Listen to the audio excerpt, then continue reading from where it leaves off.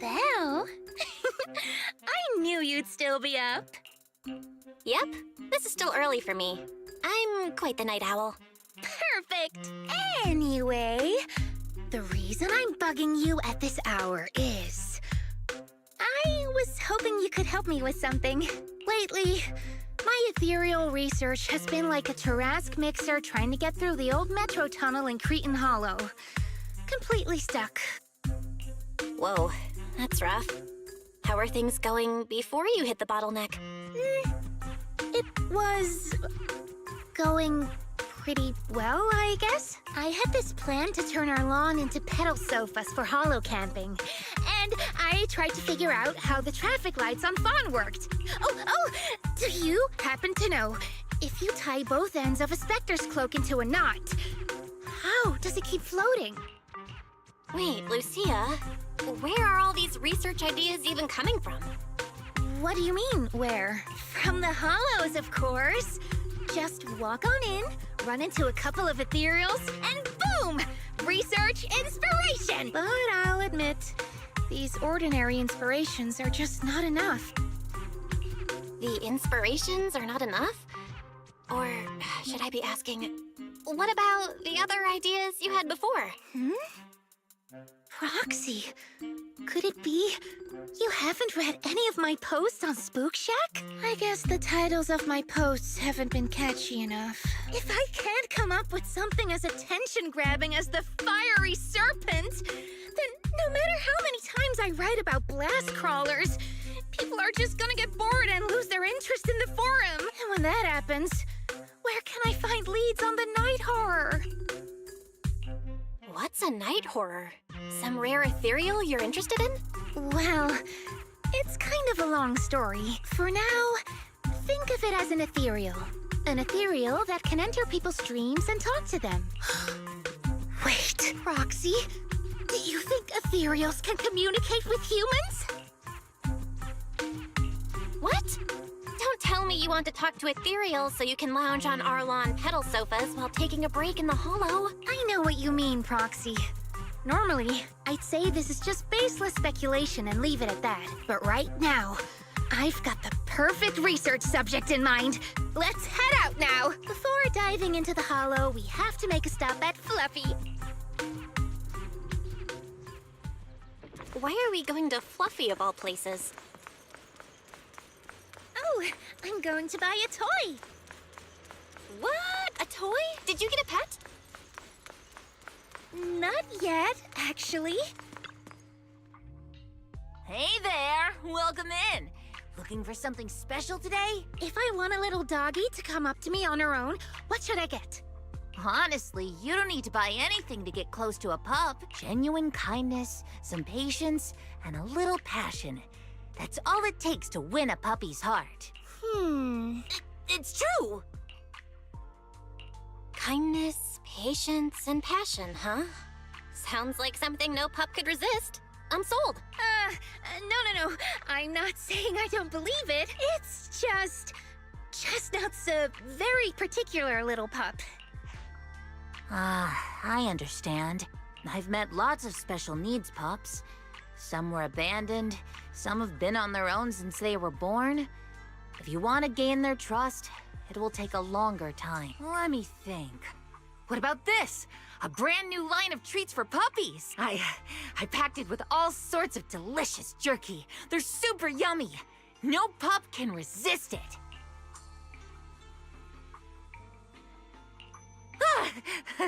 Sorry, the smell got me. That's okay. But, I don't think Chestnut would like this. Chestnut is, a bit of a picky eater. I see. Then maybe you want to give this one a go. Our most popular toy. It's a battery-powered bird that flaps like the real thing. Our kitties and puppies go nuts for it. This looks great! But is it sturdy enough? I'm afraid not. It's actually designed more for cats, and it's built to be lightweight, so I wouldn't call it sturdy. It should work for smaller dogs, though. Chestnut's a big girl with a big girl attitude. Oh, that might not work then. Let me think. Oh, if you don't mind something a little old school, we do have another toy for bigger pups. It's actually more of a pillow. It doesn't have any bells or whistles, but it's really sturdy and great for gnawing.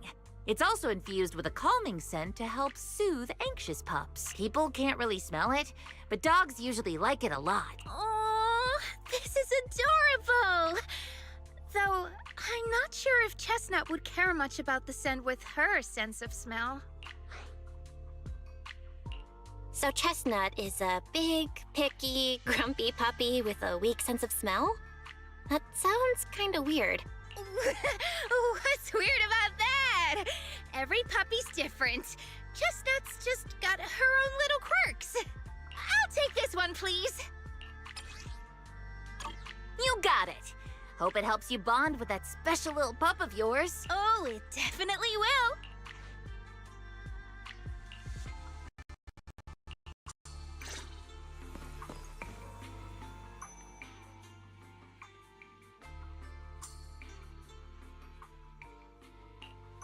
No matter where we go, meeting you is the real reward. How about a little late-night adventure?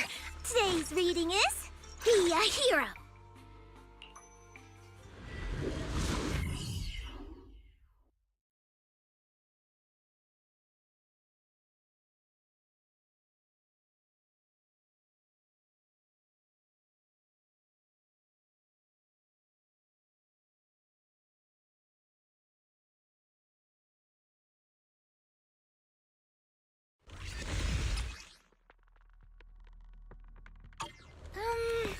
Let me think. All right, let's head that way.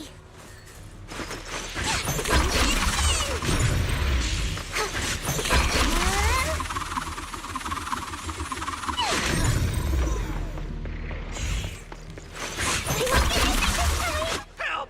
Help! Huh? Isn't that... Strange. This place was nice and quiet last time I was here. By nice and quiet, you mean there weren't as many ethereals back then? Not exactly. But the ethereals here were always pretty chill. They hardly ever gather like this. Ethereals? Chill? Same is true. Thank goodness you guys are here. I was this close to being killed. That sneaky little hottie totally set me up. Huh? Which hottie are you talking about? Among the pack of ethereals that surrounded you, I didn't see any. Oh, maybe you didn't see it. There was a smaller hottie, just about waist high. That one right there. It lured me all the way here and got me ambushed by all those ethereals. Never heard of anything like that before. An ethereal pulling tricks on people? How did it trick you? It ran ahead like it wanted me to chase it, you know? That's pretty weird. It's not that weird. You young folks shouldn't underestimate how crafty those things can be. No, I mean, you are pretty weird, mister. In the Hollow, most people run away from ethereals. That little hot tea from earlier, if you want to dodge it, it'd be easier than a Thanatos dodging a blast crawler. Why did you even chase it? I didn't chase it. Look, I was minding my own business in the Hollow, and that hottie ran at me out of the blue, with a whole pack of ethereals behind it to ambush me. Now that's interesting. I've only heard of symbiotic ethereals in Hollow Zero being able to command other ethereal. Maybe that little hot tea has what it takes to be the next Nineveh. I don't get what you're on about. You run into ethereals in the Hollow, you eliminate them. That's just the way it is. Instead of taking down that ethereal, you're now blaming me? That is just absurd. Mister, my friend just saved you. She's trying to learn more about the ethereals so we don't end up in the same mess as you. You! Roxy, do you think I'm absurd too? What do you mean? You've always been a little absurd, no? Just kidding. I've gotten used to your unique way of thinking. Ethereals are dangerous, sure, but that doesn't mean strangers are any safer, right? Ah, I knew it! Belle, we're totally in sync. Like how Arimon and Spectre always find each other in the dark. Plus, that investigator earlier was quite the weird one. I mean, that's the first time I've ever heard anyone accuse Chestnut of hurting someone. Wait, Chestnut? Who? You mean that little hot tea the investigator was talking about? Yeah! Chestnut is a good girl. Ever since I met Chestnut, she's never harmed anyone from outside the Hollow. More than once, she quietly led me to injured investigators so I could help them. This one time, right around here, my carrot stopped working. Chestnut just happened to stroll by and guided me out. A hottie? Working as a rescue dog in the Hollow? Are you serious? And here I thought your ideas from earlier were wild. There's other reasons, of course, but I trust Chestnut. She's always been gentle and kind. What's strange is, the last few times I saw her, I kept feeling like someone was tagging her, tracking her. Just like that guy from earlier. A kind and gentle ethereal? I need a second to process it. Those other reasons must be really important. It's a long story. Let's talk about it when we get back. Ugh. And thanks to that weirdo earlier, I didn't even get the chance to give Chestnut the toy I picked out. Let's look around a bit more. Maybe she's still nearby. I think Chestnut went that way. Let's go take a look.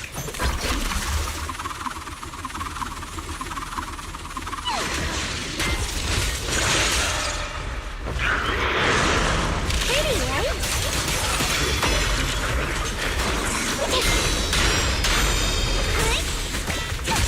Leave it to me. My turn now.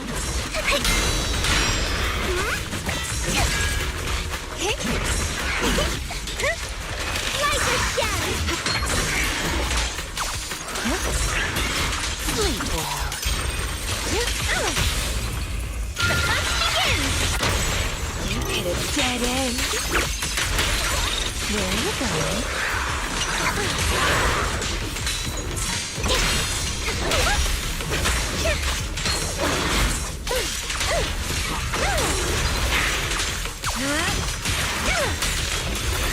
The next page is the ending. Let's see you handle this. How about I smash it? Chestnut, I know you're there. You didn't hide your tail properly. Did she actually understand that?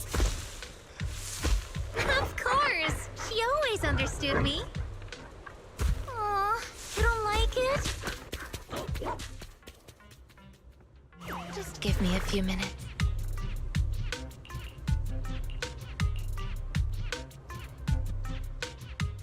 Leave it to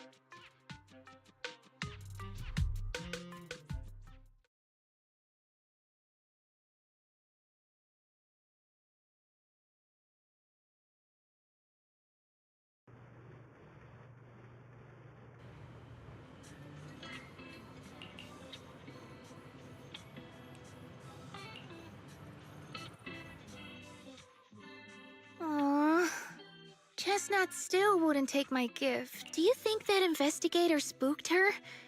Maybe that's why she's being extra cautious today. Well, we can always head back to Lemnian Hollow next time and look for her again. Okay. I hope we get to see Chestnut next time. Oh, right. I promised to tell you why I trust Chestnut, didn't I? Well, it has something to do with the night horror legend from my tribe. Long story short, Chestnut is a gift the night horror sent me in a dream. I think I remember you mentioning the night horror. But you never said it sent you a gift. Can you tell me more about it? You already know I'm one of the Night Watchers out on the fringes of New Eridu. We rest during the day, and we're active at night. The stories say that long ago, our ancestors fought a powerful ethereal. The battle lasted for days, and just before it fell, it released a final surge of power. Ever since then, it's haunted our dreams. Sometimes, when our people fall asleep at night, they dream of the night horror. And in their sleep, they walk straight into the hollow, drawn to its call. Just before the ether consumes them, before they become ethereals, they regain clarity for just a fleeting moment. Over time, we've come to realize that the more people who fall asleep, the stronger it becomes. What a terrifying curse! Is there a way to break it? No. That's why we moved to the outskirts of the city and stopped sleeping at night altogether. If we must rest, someone always stays awake to keep watch. The strange thing is, the night horror left more than just a curse. In the hollows, ethereals don't attack us. They see us like we're one of them. And this staff, it's the only weapon left from when our ancestors fought the night horror. It lets me mimic ethereal abilities. The chieftain said I was the most gifted of the younger generation. Or something like that. I'm still not sure what made him decide that. But he gave this staff to me. Being seen as one of the ethereals and copying their moves. If all these weird powers are gifts from the night horror, then what about Chestnut? Oh, Chestnut. It was a night not long ago. Granny was keeping watch for me. She was telling me stories of the night horror. How it's both feared and revered by our people. She even described the night horror she saw in her dreams. Just like everyone else said, a stunningly beautiful ethereal. Almost godlike. That night, I dreamed of the night horror's gaze. It was looking at me. And in front of me, there was a little hottie. It looked tired. Like it had been through a big fight. We stared at each other. Like survivors meeting after a disaster. Still cautious, still on edge. Not long after that dream, I met Chestnut right where the dream had guided me. She didn't seem eager to be friends, but she wasn't hostile either.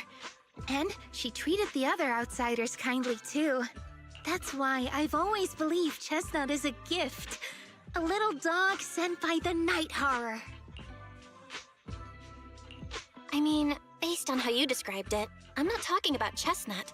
I mean the night horror. Is it really trying to be nice? I don't know, but I think Chestnut is such a good girl. If we can get along, maybe the conflict we saw in the dreams won't come true after all. And what if the night horror is just like Chestnut? What if we could communicate with it? Then maybe everything our people have endured could finally come to an end. Sounds silly, doesn't it? Not at all. I get what you mean, Lucia. It's the Hollow. Who can say anything for sure? Even among my own people, no one really believes me. Except for Ade and Granny.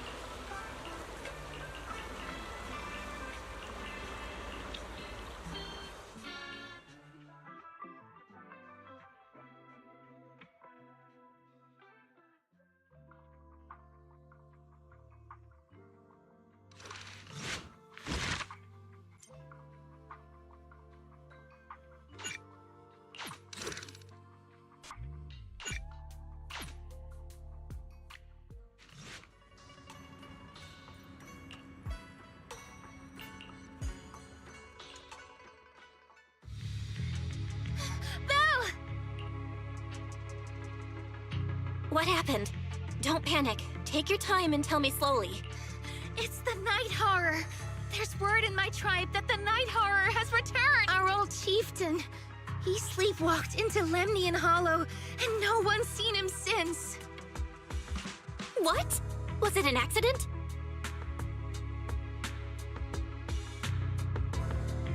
A few days ago, some people came to speak with the chieftain. They asked if any night watchers would volunteer to sleep at night so they could follow the sleepwalkers into the hollow and find the Night Horror. They promised they only wanted to learn more about the Night Horror's powers, and if anything went wrong, they'd wake us right away. But for everyone's safety, the chieftain said no, not long after. People overheard the chieftain arguing with someone loudly. That sounds suspicious. Do you think those people were involved? Since they got turned down, they forced the chieftain to sleepwalk? But they left right after they spoke with the chieftain. No one saw them return or sneak into the tribe. It looked like the chieftain just began sleepwalking because of the Night Horror. And following the fate of all night watchers, returned to the Hollow's embrace. Something's definitely off here. I've been carrying the staff he gave me, and I still remember his words. Maybe all night watchers will eventually embrace their fate, sleepwalking back into the Hollow and becoming one of the Ethereals. But until that day comes, we live as people. We live our lives to the fullest. So if anyone took away the chance of him living his life to the fullest, even if it was the Night Horror itself, I need to know why.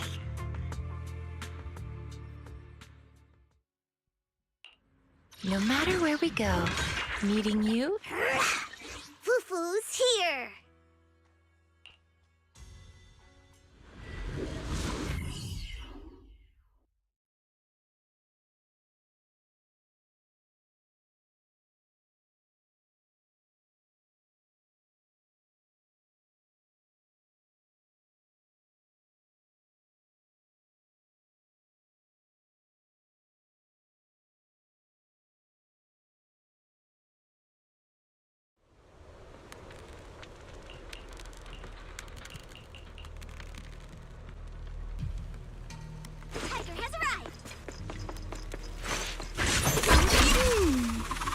Crossroads. I see marks by the roadside. Let's check them out.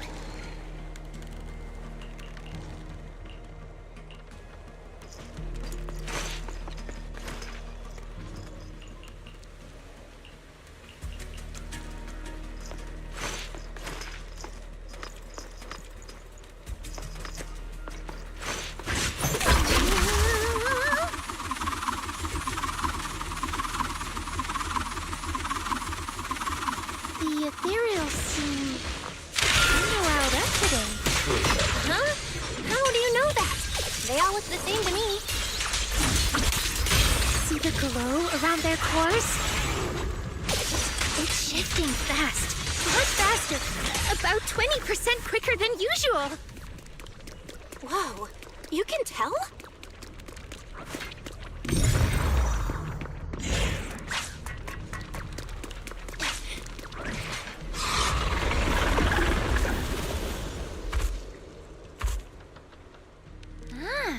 It's a hater. You actually know this ethereal? Wait, With the chieftain? no, not like that. But if the chieftain had turned into an ethereal, he would be a far stronger one than this.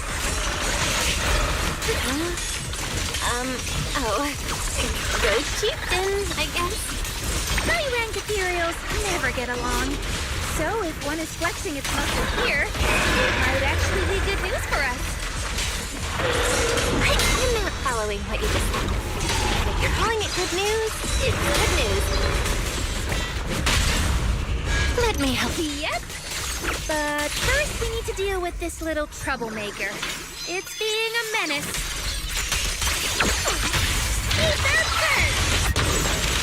as foreshadowed.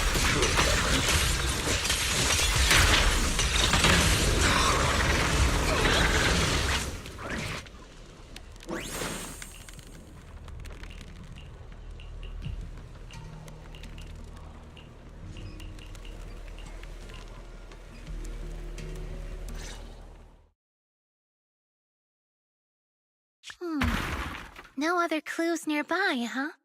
What was that? Huh? Chestnut? Did you come looking for me to hang out? Oh, you mean you want us to follow you? Come on, let's follow her. Hold on, just like that? Let's go! We've entered the Hollow so many times, but this is the first time we've had a tour service! Wait, watch out for ethereals! And I don't mean Chestnut. Emergency! Excuse me, coming through. Sorry, pardon me, coming through. Sorry! Whew, looks like everyone's in a rush today.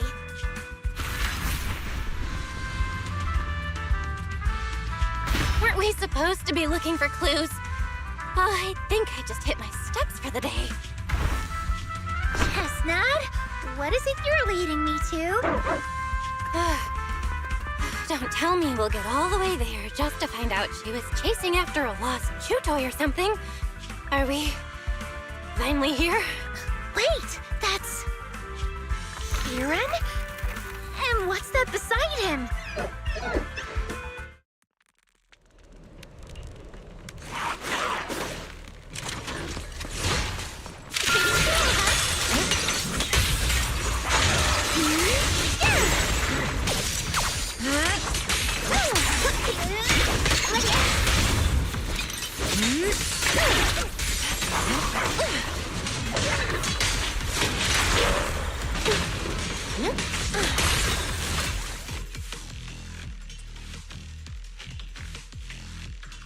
Kieran? Kieran! Are you okay? Lucia? What are you doing here? I heard about the chieftain. I came here to see if there were any clues. What about you? Did you also sleepwalk into this hollow? I don't really remember. I asked a friend to keep watch for me, but somehow I still ended up sleepwalking. Before you guys woke me up, I had no idea I was here. It's pretty late. Maybe that friend of yours also dozed off.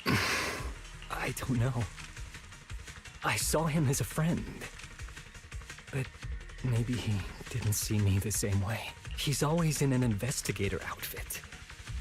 Last time I ran into trouble in the Hollow, he was the one who saved me. Lucia knows.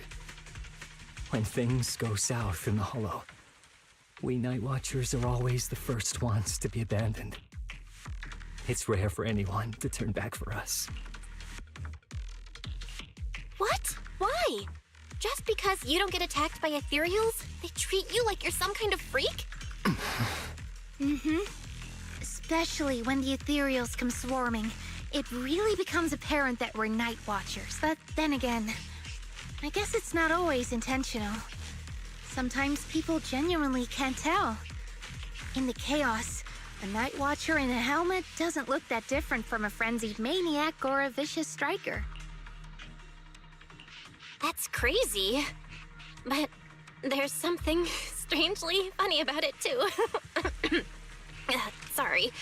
I shouldn't laugh at it. In dangerous situations, people tend to turn on anyone they see as different. When panic hits, those so-called teammates usually choose to abandon us and they always say things like, "You'll be fine. The ethereals won't attack you. Just hide here. We'll come back for you when we can." Most of the time, no one comes back for us. That's why, after that guy saved me, I really thought he was a true friend. I understand what you mean. But has he been acting strange lately? Strange. Well, lately, he's been asking a lot about the night horror. And really digging into things like how we communicate with ethereals. Does that count? Communicate with ethereals? Yeah. He saw me trip over a beholder engine once. It just looked at me and left me alone. Didn't attack me or anything. After that, he got it into his head that Night Watchers must be able to communicate with ethereals. It has the power to calm them down. By the way, speaking of calming and communicating with ethereals, Isn't that your specialty, Lucia? You mean those ethereals I summoned? Oh, that wasn't me controlling them. That was just an optical delusion. I layered some visual effects on top of simulated ethereal attack patterns, so it looks like they're there, but it's all just illusion. I see. But what about this? Oh, that's Chestnut. This ethereal's been sitting there quietly this whole time. I thought maybe it could understand us. Wait, is it one of your illusions too? Ah, yes, totally. When sitting still, she doesn't use much ether, so she looks really well behaved. But if you try to make her do something, she can be a little slow. This illusion isn't doing very well. I'll have to practice more later. Aw, I was gonna ask her to do something else too. Oh, I see. This ethereal looks insanely real. I've seen some of your illusions before, but this one... Seems like you've improved your skills again. Congrats. I guess so. Thanks. But even with the staff passed down in our tribe, you still can't really control ethereals. Does that mean what the guy's after? Controlling or communicating with ethereals was never actually possible in the first place? Manipulating the ether environments to control ethereal behavior isn't totally far-fetched. Take Geppetto from Hollow Zero. It could even command other ethereals to launch ambushes, but this strange device here? I doubt it can pull off anything close to what Geppetto could do. If we're talking about massive symbiotic ethereals like Geppetto, then yeah, it could definitely manipulate the ether environment in a large area. But I feel like we don't really need something that extreme to influence ethereal behavior. If we just want to change how ethereals behave, then maybe suppressing or stimulating their ether activity levels could do the trick. As expected from our ethereal expert. Have you seen anything like that before? No. But the ethereals we encountered earlier were unusually agitated, as if they'd been provoked by something. Do you think it could be because of this device? And don't forget the chieftain's disappearance. What if someone's using the Night Watcher's abilities to try and communicate with ethereals, or to test how much they can control them? Are you saying that someone's been experimenting on us? Using our ability to sleepwalk our lives? For research? That's right. They probably want to exploit the Night Watcher's abilities to locate the Night Horror and research how to communicate with ethereals. This theory actually lines up with how we've been treated during Hollow joint operations. But it's just a theory for now. We shouldn't jump to conclusions. We need more leads, like figuring out what this strange device actually does. Okay. I'll keep you posted on what's going on back in the tribe. Weird little thing. Belle! Come take a look at this thing!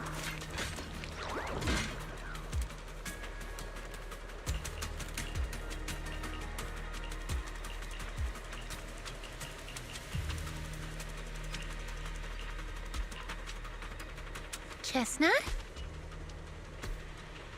Wow! You like this pillow, don't ya? Thanks so much for today. Will you come play with me again next time?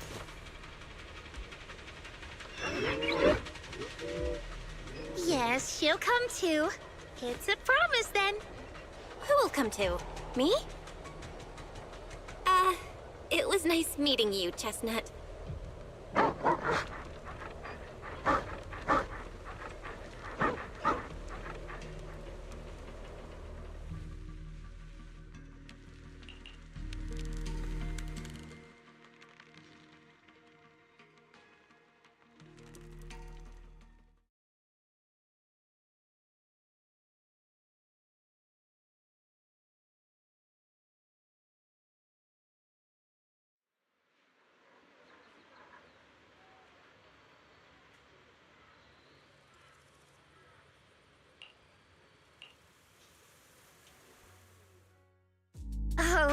it's nothing. I was just wondering why the chieftain chose to give me the staff. If a family in Eridu had been holding on to a secret weapon, you'd expect it to go to someone powerful. Someone who could last the longest in the Hollow. Or someone who's best at taking down ethereals, right? Not that the Night Watchers believe whoever slays the most ethereals is the strongest, but I don't exactly have any other qualities that stand out. But you really know the ethereals. The staff is a relic left behind after the Night Watchers confronted the Night Horror. Giving it to the person who understands the Night Horror best totally makes sense. That does make a lot of sense. Actually, I've always had doubts about the true purpose of this staff. For decades, our chieftains have used it to fend off ethereals and protect our people from hollow disasters. But for me, defeating ethereals was never the goal. I wanted to understand them. Even among the Night Watchers, some say I've strayed too far from tradition. Right. You've always had a special interest in ethereals. I don't think I've asked before, but what made you want to study them in the first place? Ethereals. Some are born from the Hollow itself. Some are the continuation of life in the Hollow. Some of them feel like projections of who we are in the Hollow. Others are quite literally the people we once knew. I keep wondering, when someone is corrupted and becomes an ethereal, when they lose their sanity and identity in the Hollow, is there really no way to bring them back? If we see the Hollow as our enemy, then it's nearly invincible. No matter how strong you are, I don't think anyone can wipe out every last Hollow. But if one day we could uncover all the secrets of the ethereals, or if the Hollow itself could answer us, then maybe there's still a chance to bring our lost loved ones home. We can't change what's already happened, but maybe we can still move toward a future where we no longer have to live in fear of the Hollow. Maybe. But, Lucia, those are some big questions. Perhaps the old chieftain gave you that staff because he believes in your search for the truth. Is that so? Well, there's no way the two of us can figure everything out just by thinking. Let's not stress ourselves out. Phew. So much has happened tonight. I'm exhausted. I should head home and get some rest, but I'm sure we can find out more about the chieftain and Kieran. Once I hear something new, I'll let you know.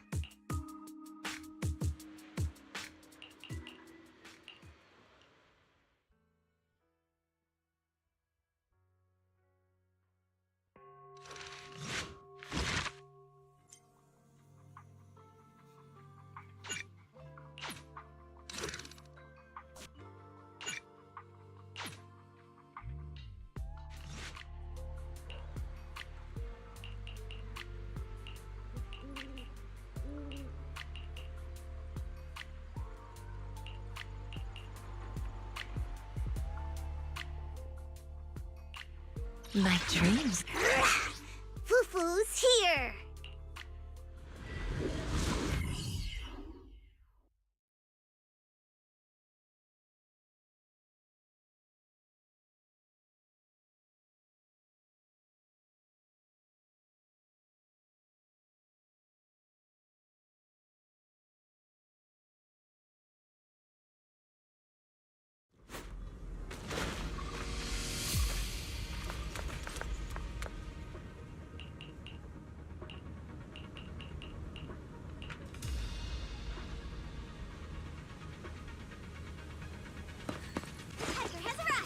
Let's just follow Chestnut. Whether it's the suspicious investigator we saw earlier, or... Chestnut should remember their scent.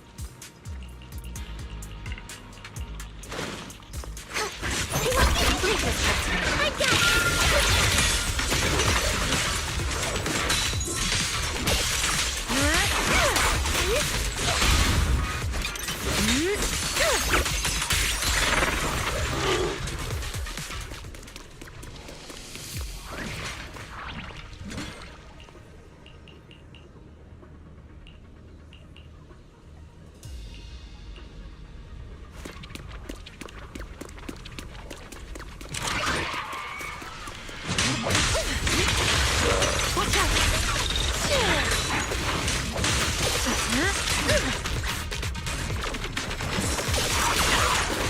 Glad to see you handle this.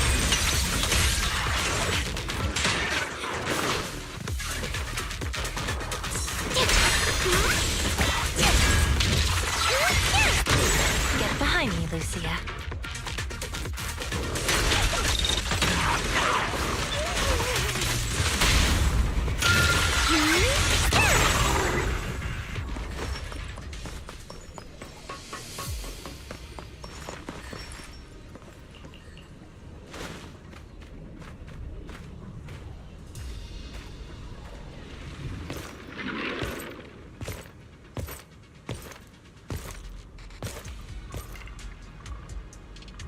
Yeah, you were right, Lucia. He's close. Sorry. I'll have to send you back to the hollow.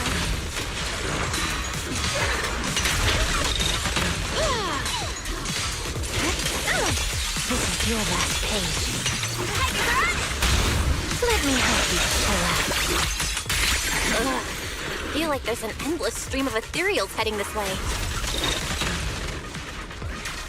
Yep. They know exactly what they're after. If this keeps up, we're toast. We need to take out the amplifier now.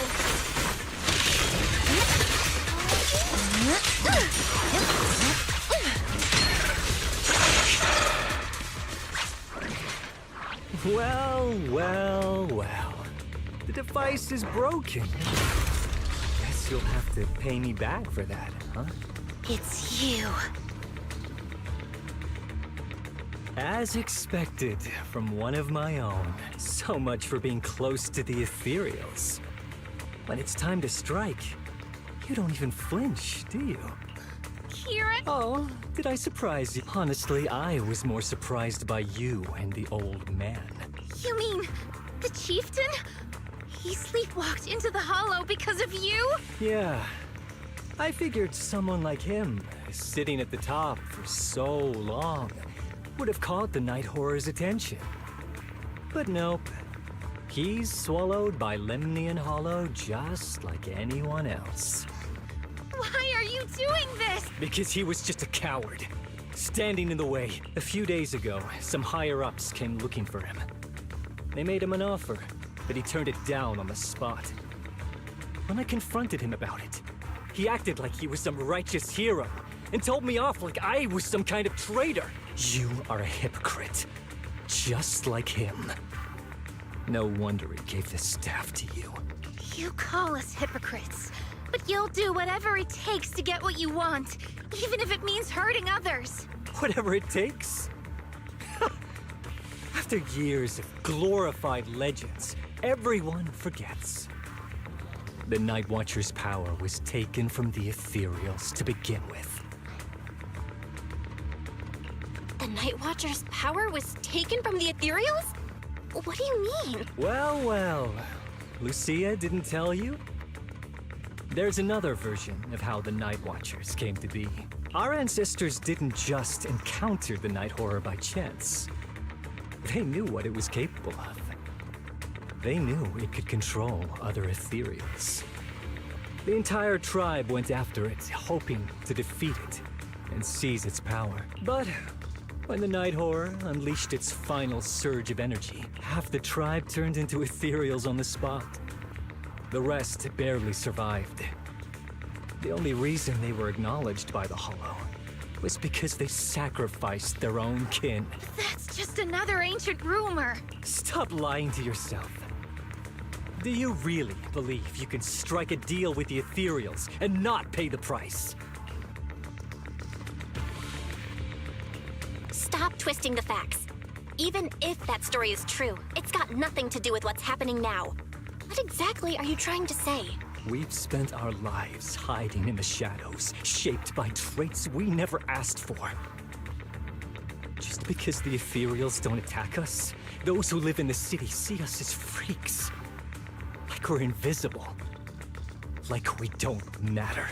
When disaster hits, whether it's in the city or in the hollows, we're always the ones they abandon first. Back when New Eridu was founded, public security declared all survivors had been safely relocated to New Eridu. And us? we were still running for our lives. Caught between companion hollows, stumbling over the bodies of our own kin, crying as we counted who didn't make it. Tell me, did anyone come for us? Lucia, don't you want to change our lives for the better? Even if we were to leave all this behind, it shouldn't come at the cost of our people's lives. Who are you waiting for to come and uphold justice? Being seen as kin by the ethereals, walking freely through the hollows. This is the Night Horror's blessing! We should use this gift to earn power, to gain recognition. Isn't that what we deserve? If it means a better future for everyone, then what do a few sacrifices matter? But the price you're paying for that future, is it really your so-called gift? Or is it the lives of your own kin? What is it you really want? A place for our tribe to survive? A stamp of approval from New Eridu? Or something else? Those sacrifices were just inevitable casualties. It's nothing compared to what we gave up when we first fought the Night Horror. Besides, after the early trials, I finally found better test subjects and stronger allies to back me. Everything's going smoothly now. Better test subjects? Are you talking about me? Lucia, you're so full of yourself. Though I too used to think you were some kind of prodigy, summoning ethereals out of thin air. But now, you're just a coward with a fancy stick, putting on cheap tricks, hiding behind research, while running away from your fate! I couldn't care less whether you live or die. What is it you're after? Chestnut or the staff? Obviously both. That staff was entrusted to me by the chieftain. After everything you've done, you still have the nerve to ask for it? And Chestnut? Chestnut is my friend. She is a free ethereal. I will not let you take her away! Oh, save the speech. I've heard it all before. The Night Horror is watching over the conflicts, gifts from your dreams, but you've never even dreamed of the Night Horror. You are just making up stories to hide the fact that it never chose you. The only reason you stumbled upon this rare hottie in the first place was because I slipped up. And I'm here to fix that. It's time things go back on track now. You treat our people with even less care and compassion than Nineveh does the Hornets. I don't believe a word you say, and I won't let you hurt anyone else just to feed your ambition. You didn't really think that half-finished prototype you destroyed earlier was my only backup plan, did you? Not everyone can stand to see the Night Watcher's rare gift go to waste. My ally supports my research generously. They've even thrown in a little extra firepower, so hand them over. Your magic stick, the gullible little ethereal you tricked. And you, my new test subject. If you surrender now, maybe I'll even spare you from getting torn up too badly before I put you to use.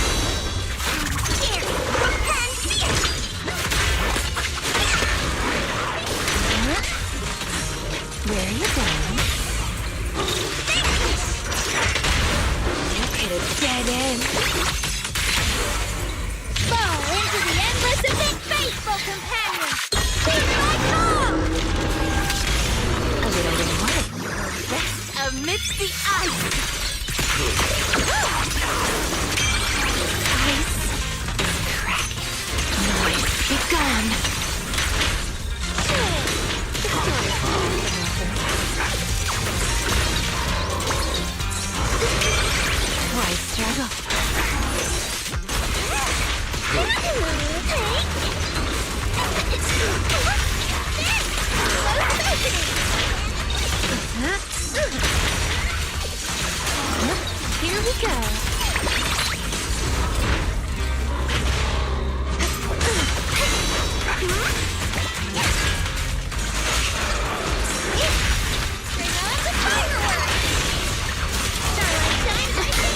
Now, little cuties, crush them!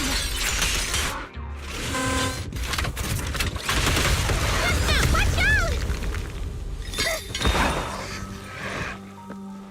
So, looks like the staff didn't make you stronger. Why don't you give it back to me? I won't allow you to disgrace the relic of my ancestors! Chestnut. I will never give the staff to you. Instead of using it to hurt people or treating it as a bargaining chip, I would rather use it to make new friends in the hollows.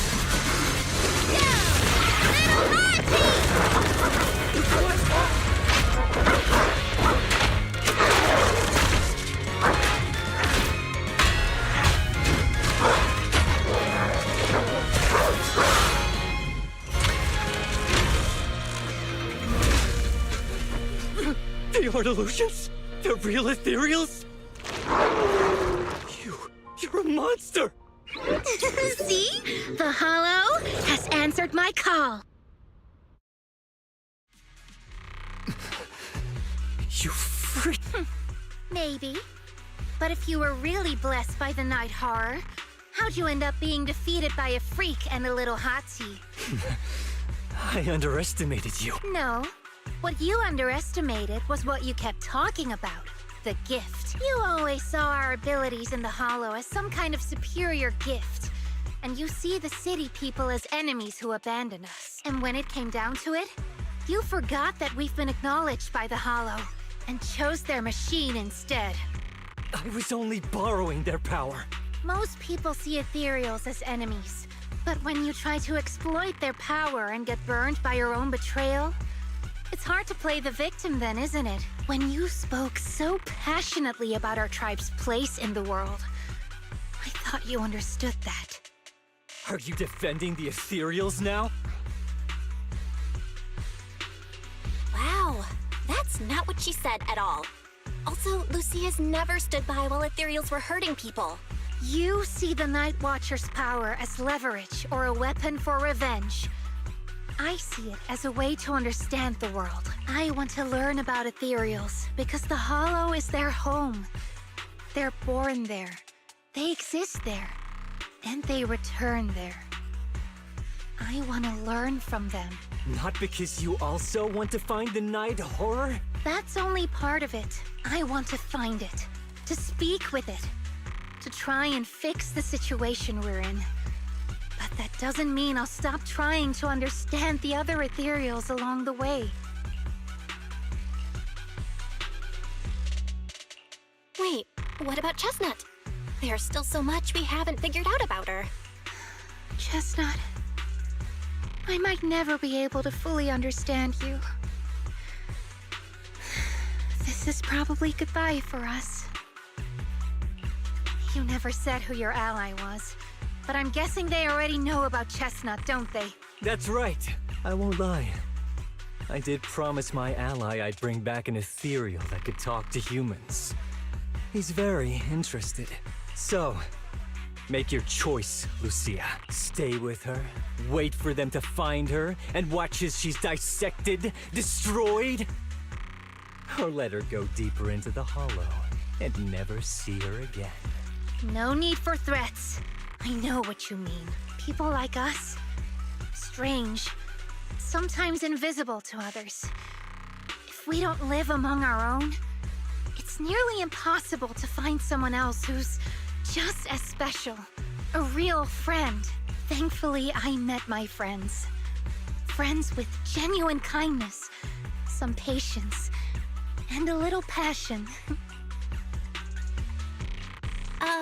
Sounds familiar. Who said that again?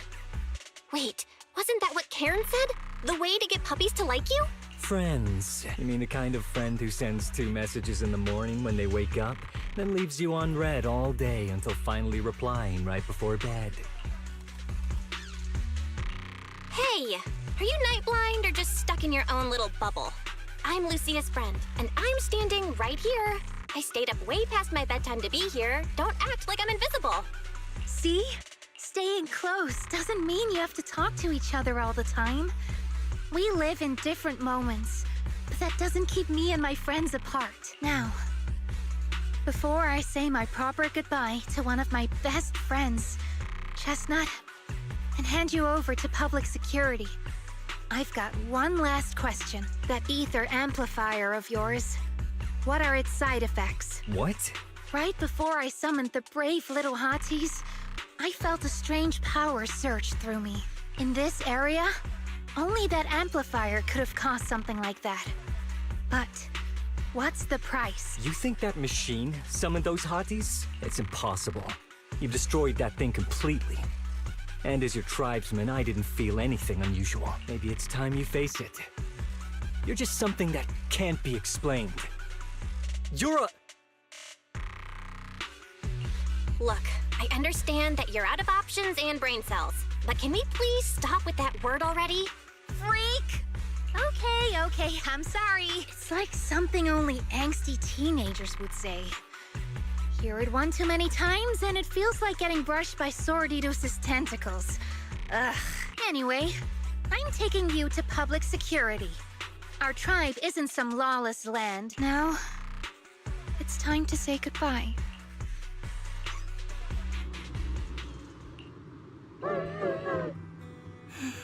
He's right. You'll be freer and safer if you stay away from me.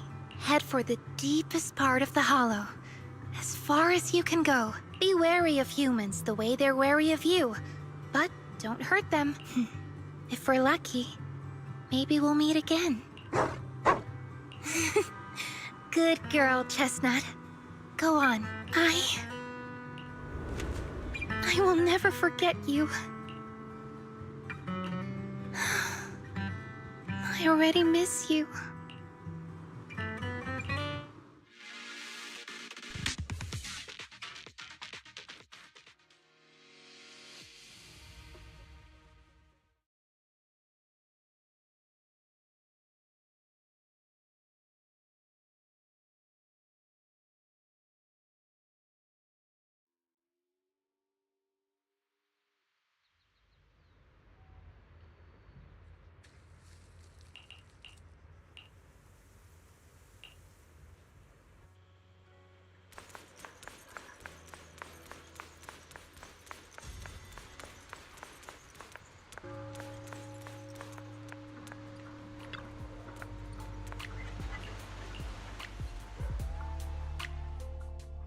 I borrowed a vacant house from Monato so Kieran could stay there.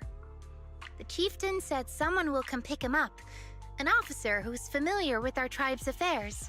That investigator who turned into an ethereal wasn't exactly a good person, but Kieran still has to take responsibility. Great. I'm glad things have settled down. But I can't help thinking, isn't there still something we haven't figured out? Yeah, we still don't know anything about Kieran's ally.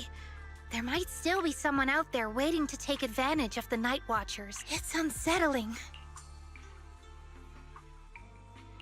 Unsettling? That doesn't sound like you, Lucia. But either way, you're going to keep up with your research, right? Of course! Even if I won't be seeing Chestnut as often anymore, and I can't upload our videos or tell the world there's an ethereal in the Hollow who can actually communicate with humans, Chestnut gave me the courage to keep going. I've made some real progress this time. Progress. Oh, you mean the staff, right? It really came through this time. Yeah! You see, I don't know how it happened, but just now, through the staff, it felt like the Hollow responded to me. The Hollow said, "Let there be little hotties to help Lucia." And boom! They appeared! And helped me take down that big guy! All in all, I think it's something very, very memorable. And it's got tons of research potential. You see, if the Hollow really let me communicate with little hotties, then maybe I could talk to the Night Horror too? If you really could talk to the night horror, what would you ask? If I ever got the chance, I'd ask, why did it give the Night Watchers the trait that makes Ethereal see us as kin? Can our dreams stop leading us to madness and turning us into Ethereals? But I want more than asking questions. I have bigger ambitions. Maybe someday, everyone could hear the Hollow respond, just like the first Night Watchers did. Maybe we could even communicate with it, so we won't have to live like nomads. Wow, that answer is a long way off. But I think if anyone can reach it, it's you, Lucia.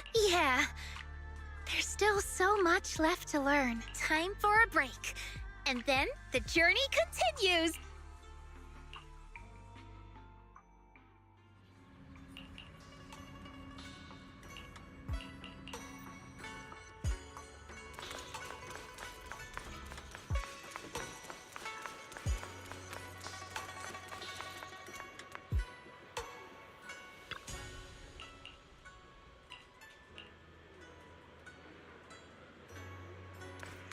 Although Lucia's always going on and on, like, we gotta be friends with Ethereals, we can never quite follow her train of thought. But as her human friends, everyone really likes her. Plus, she's always so cheerful. So what's been weighing on her lately?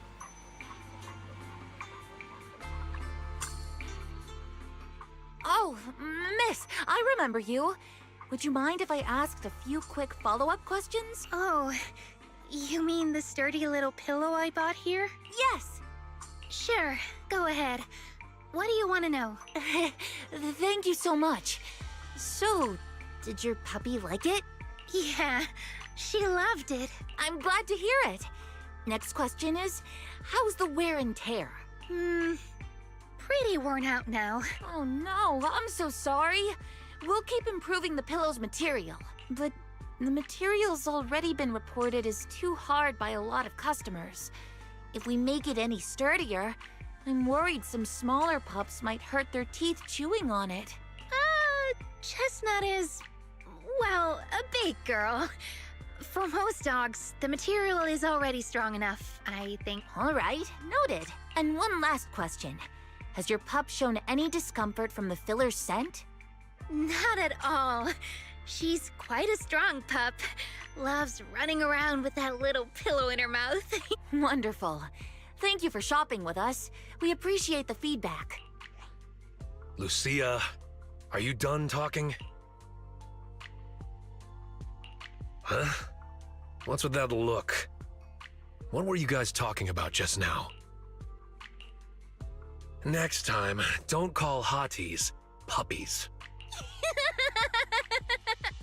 All right. Canine Thyrans aren't puppies either.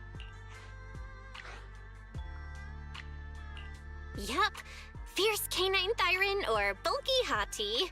Either way, not your average little pup. All right. Back on topic. Congrats, Lucia. Your post is blowing up. At first, I thought it was because everyone was suddenly interested in debating why Trinocs have such pointy heads. Don't mention it. I put so much effort into my serious, well-thought-out research posts. But everyone just wants Chestnut's adventure stories. Some even asked when Chestnut will dive through the fissure into Hollow Zero, punch the Hornets, kick Nineveh, and reach the peak of ethereal life. Lucia, we all know you miss Chestnut, but...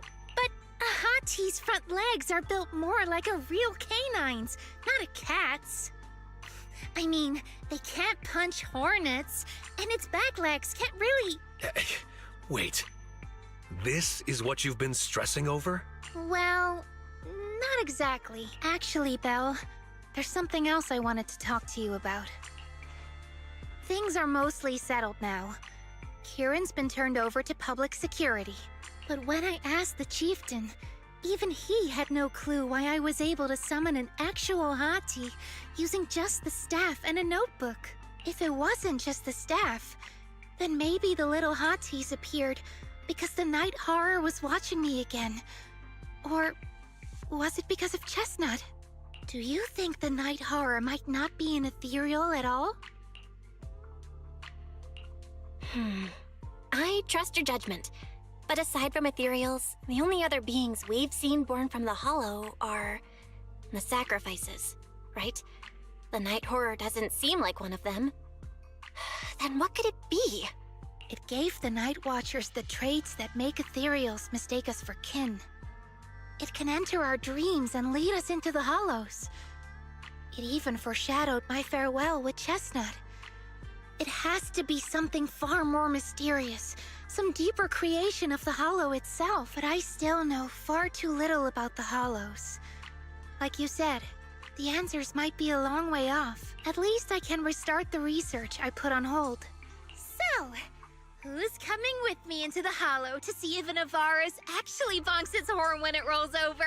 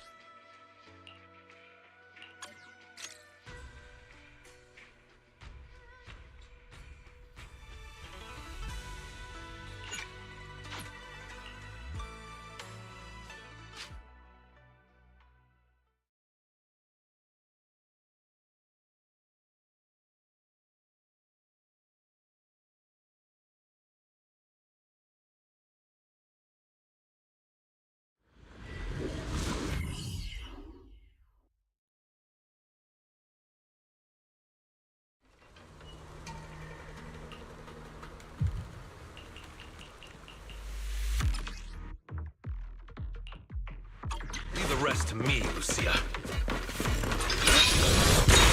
Come.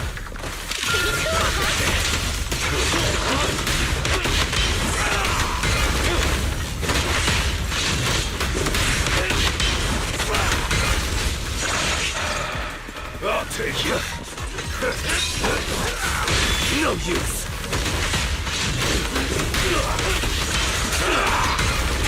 Back off. Leave it to me. Pretty, right?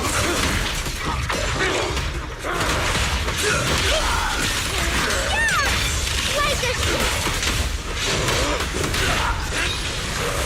Take this!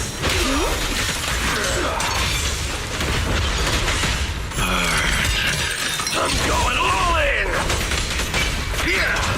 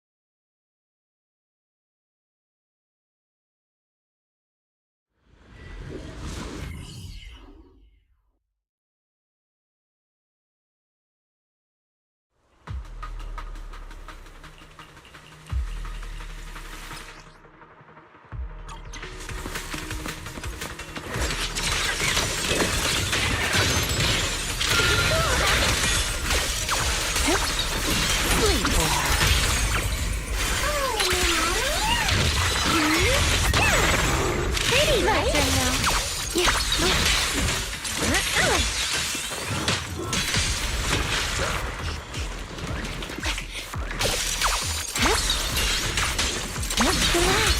My aim is true.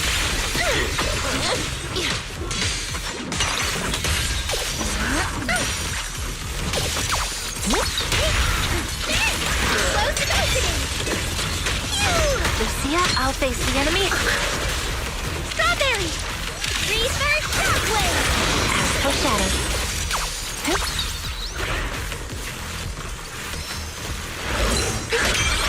Why struggle? Noise, be gone!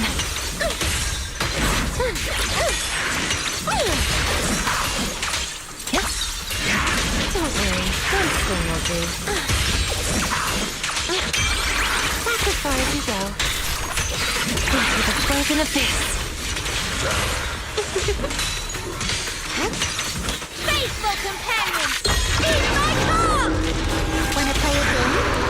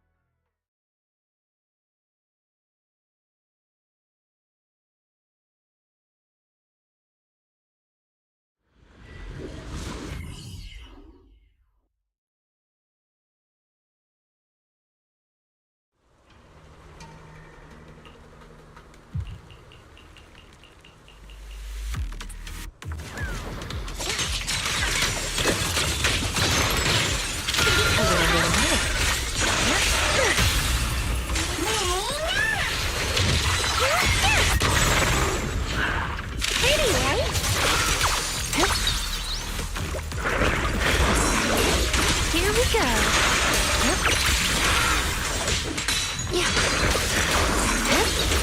Yeah. Yes, boy. Right into the frozen abyss. Yep. Twice struggle. Like a shadow. Wander in the mist.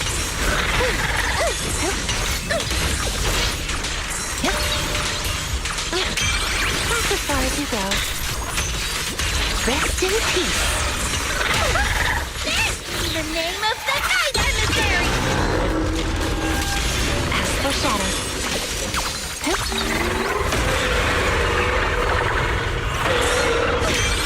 You have for it. Place your lightning strike! Wanna play a game?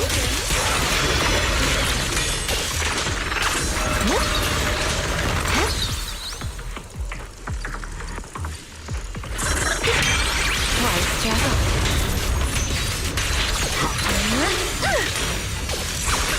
Let's see you handle this. Rest amidst the ice. Strawberries, this one's mine.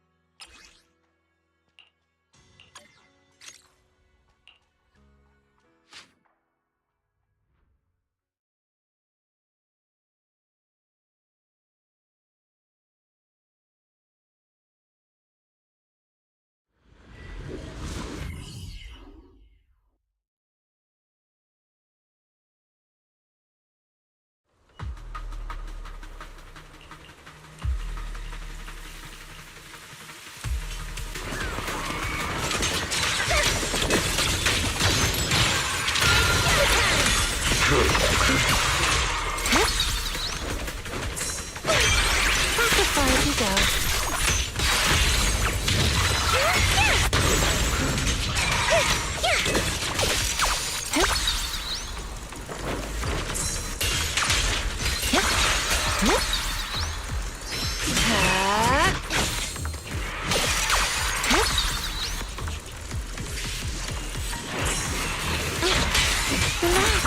My aim is true.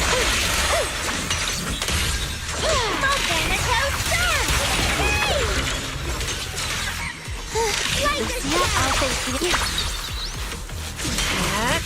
Here we go. You have for it. Noise. Gone. Pretty, right? Don't worry. One swing will do.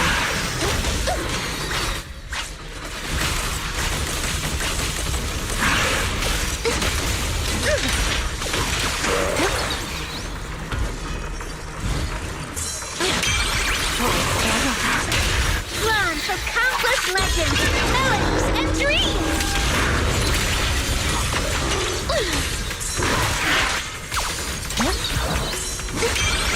That's as far as you go. Station lightning strike! Research shockwave! You have for it. Rest in peace.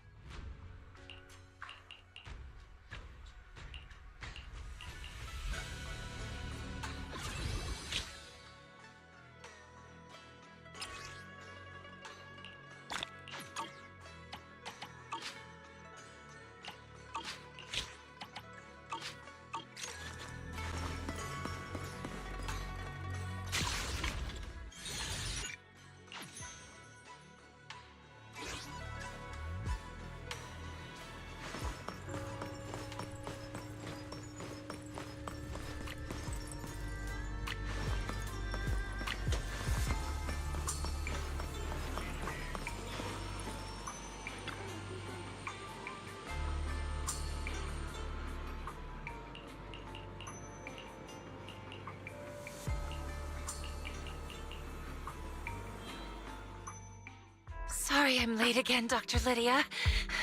I really am. Next time, I'll be sure to arrive on time. It's all right, Idhari. Relax. I'm not going to blame you. I'm worried that the treatment might be putting pressure on you, causing you to want to avoid it subconsciously. Could that be why you're late? I don't know. Why do you ask? Because the Idhari I know was always punctual. You only started being late after we began discussing the past, no? I can sense some resistance and discomfort in you, especially when I suggested searching for some items related to the past, and we started slowly recalling memories together. Your discomfort seemed to intensify. I'm sorry. Like you said, we must face the past in order to move on. We must clean the wound before it can heal. I did eventually find some items from my childhood. Using them, I was able to recall the appearance of my family members. But for some reason, I still subconsciously try to avoid it. Perhaps it's not the truth you're afraid of, but fear itself. But from what I see, you're much braver than you realize. You're no longer alone. You have friends by your side. Last week, you mentioned on Knock Knock that you'd bring some items from the past today, and that you hoped I could open them with you. Yes, here they are. All right, let's get started then. Let's hear what young Idhari has to tell us. I didn't expect our counseling to take so long. Let's go eavesdrop on their conversation. Aren't you curious what they're talking about? Probably not a good idea. Talking with a psychiatrist is a very private thing. I see. Hey, Monato! Stop pulling me! If I hadn't grabbed you, you'd already be lying there trying to listen under the door. No, I would never. Wait, did you hear that? Idhari? Idhari! Hello? Not good. Quick, let's check on her.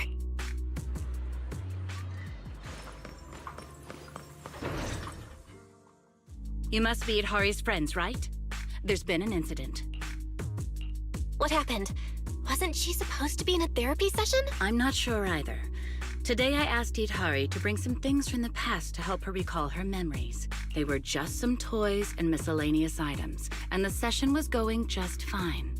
But then, Idhari suddenly fainted. I just called for an ambulance, but all the hospitals said it would take a long time for them to arrive.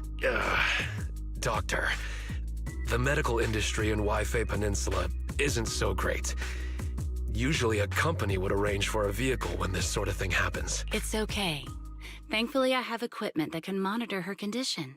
Can you give me a hand?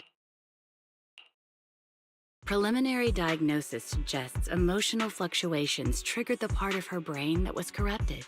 She's fallen into a lucid coma, likely linked to what she went through in the Hollow. Lucid coma? So it's like she's stuck in some kind of nightmare? Does that mean she'll be okay after a good sleep? That's one way to put it, but I don't know when or if the nightmare will end on its own. Forcing her to wake up could do more harm than good. I'll keep an eye on her brainwave patterns, but we need to stabilize them first.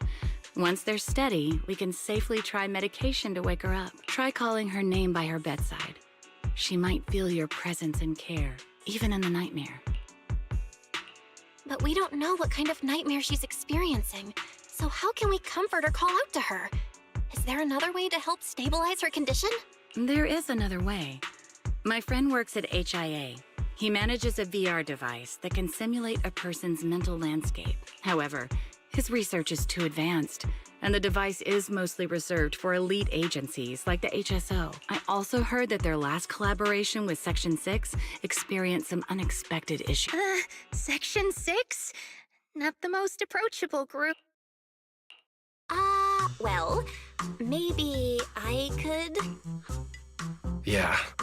Regular folks like us don't exactly have those kinds of connections. I'll ask my friend who works at Porcelumex later. Well, actually, I can... Yeah, I don't even have a new Eridu citizen card. No fixed address, no ID. I'm just a nobody. Sorry to interrupt, everyone, but I can get in touch with a friend from Section 6. Wait a sec. Am I missing something?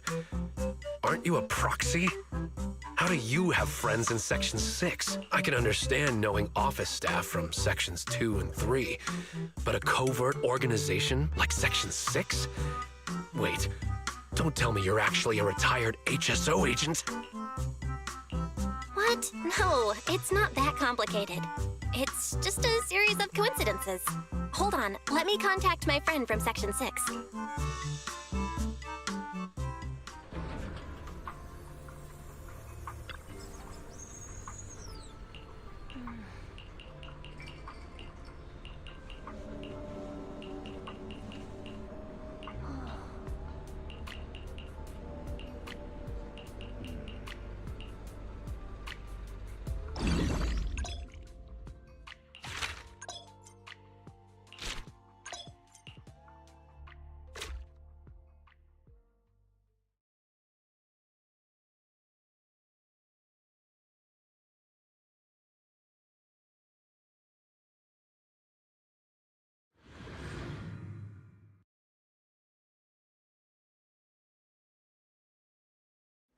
Hold on.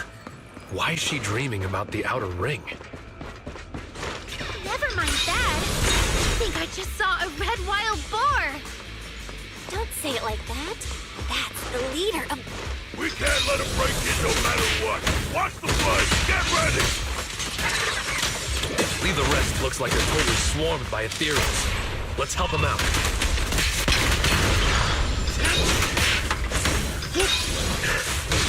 After all this fighting, we still haven't taken down even one of them?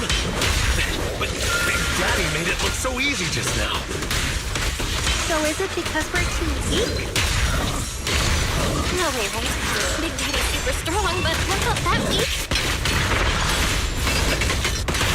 I see now. It's because Big Daddy's a Thyran. Only Thyrans can defeat ethereals. What? You can't just revoke my Thyran card because I got beat by these ethereals?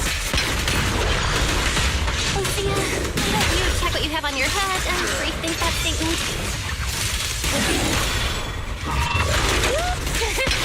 Sorry. I forgot Monato and I are Thyrans too. Even a genius ethereal researcher like myself has no idea why. Hold up. Look over there. The name of the night emissary!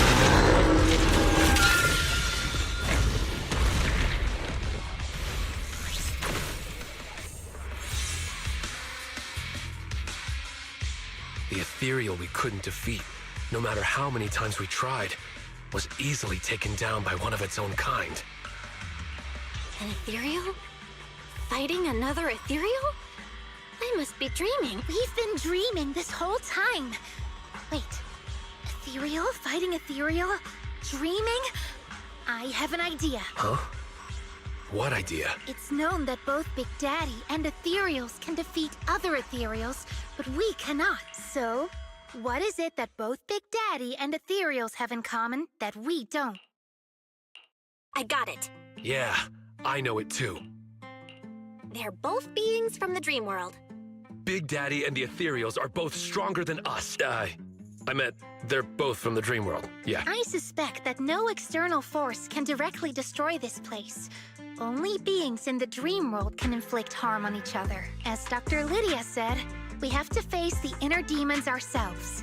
The fears in Idhari's dream can only be defeated by herself. Maybe we can use this principle to try and tame ethereals and train them to defeat other ethereals. Tame ethereals. One of my teachers used to say dream big, but this feels a little too big. Sure, we can try. And maybe die trying in the process. But how are we going to tame them? Let me give it a try first. Oh, chosen ethereal, reveal your true power before me. It sounds convincing, but will it really work? By the pact you've made with me, Lucia, I command you. Sit! Good. That's it. Just like that.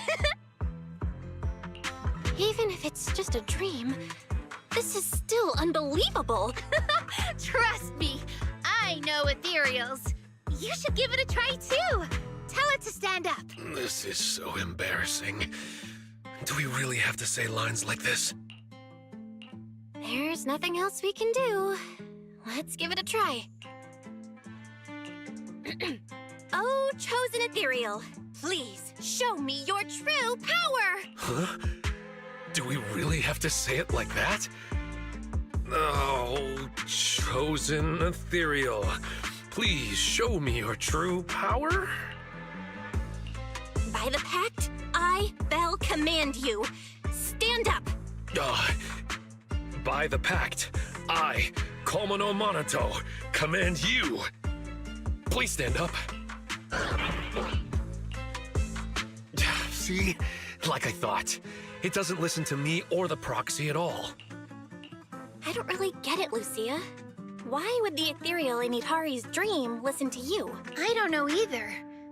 Wait, could it be that she read the ethereal fantasy I wrote? Maybe it left an impression that made her think I could actually tame them? Seems to be the only explanation. So, that's the kind of fantasy you're writing. No way. Well, since we've tamed the ethereal, let's have it help us defeat the enemies in the dream.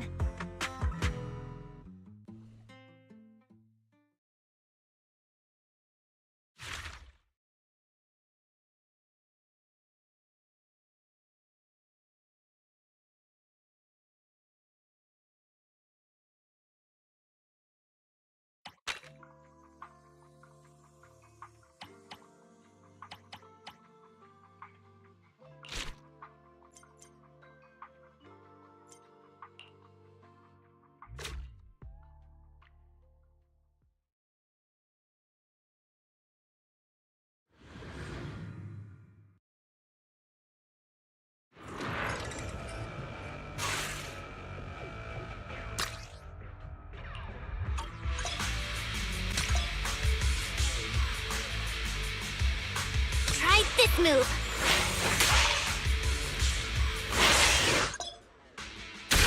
Master the ethereal, and you master the timing. All warmed up and ready to go. Perfect timing.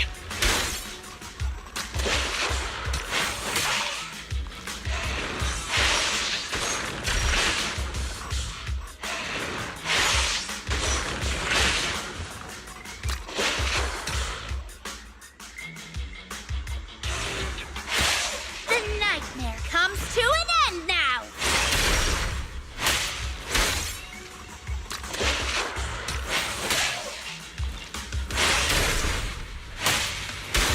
They're just robot.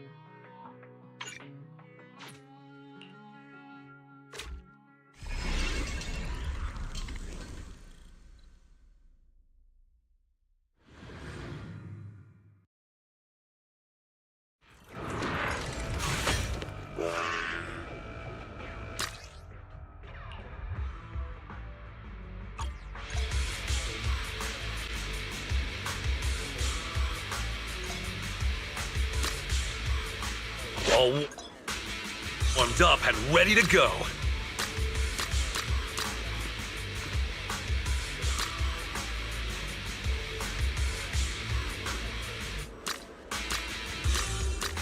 Weaken them to give us an advantage.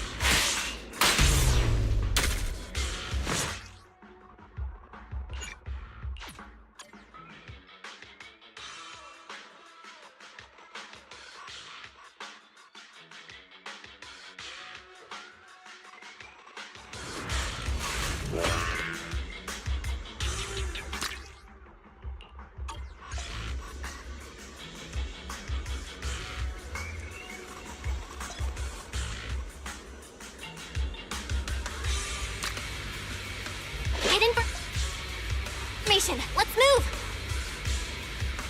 Weaken them to give us an advantage.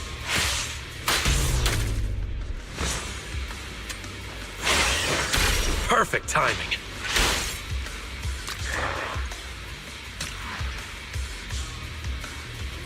Have a taste of this! Let's just try.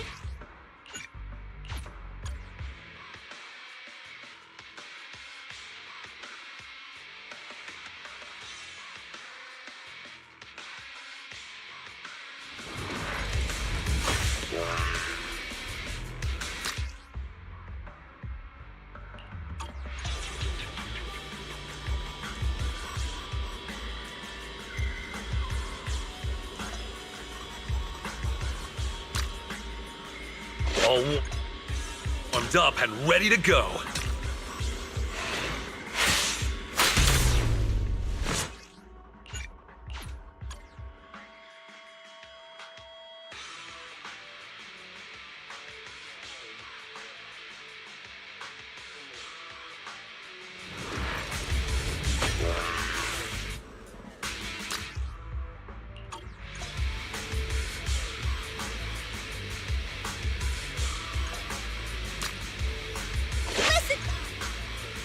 Chosen Ethereal, this battle is all yours! Just like that! Have yourself a nightmare! It's okay. We'll get them next time.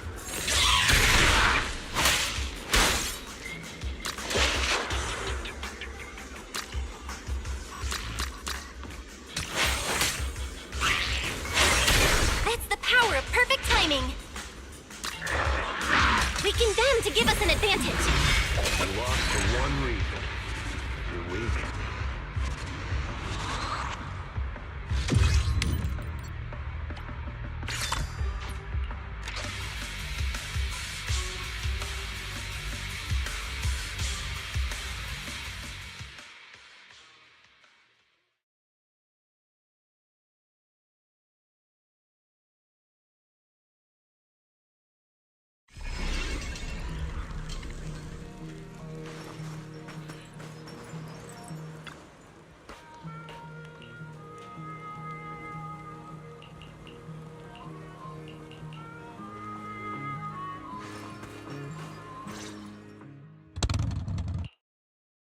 Oh?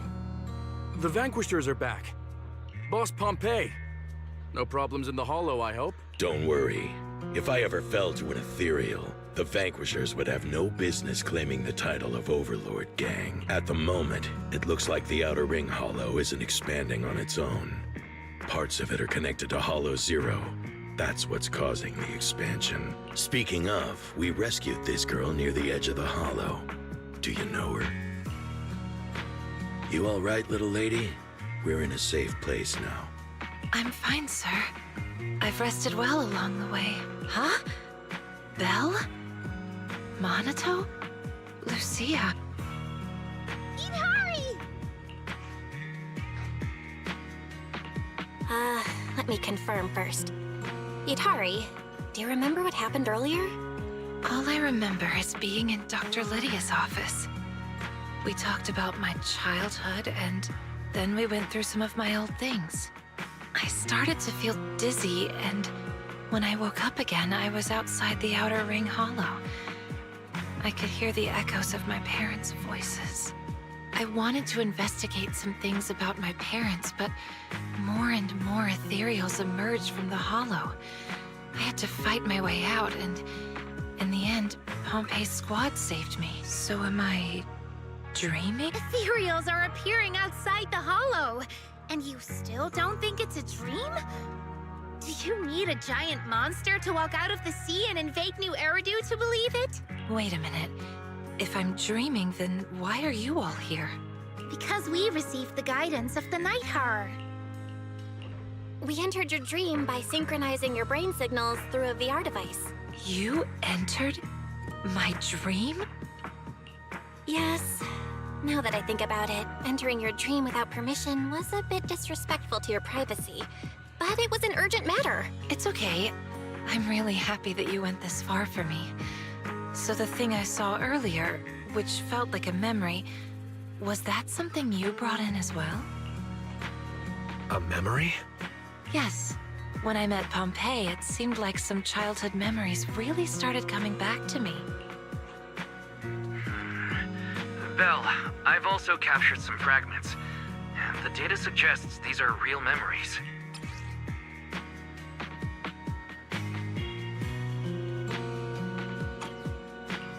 Real memories? Could you show us? Aren't we heading back to Blazewood? Why are you turning your back towards... I just saw a young girl by the edge of the hollow. A young girl? Wait, why is there a little octopus tyrant girl lying there? Hey, kid. You okay? Mom. It's all right, kid. I'll take you to find your family. So, does this mean Pompey saved Itari back then? Let's not talk about that for now. Itari, we really hope you can wake up soon. I understand your concern, but thanks to this dream, I finally remembered something about my parents. I'm afraid that if I wake up, I'll forget again. My memories of my parents have always been fragmented. I really want to know what happened to them. Wait. The readings are showing fluctuations in her mental stability, with many discordant frequencies attempting to push you out of the dream. I think it's best if you follow her lead. Sorry to interrupt, but another ethereal just breached through and is about to attack Blazewood. This just never ends.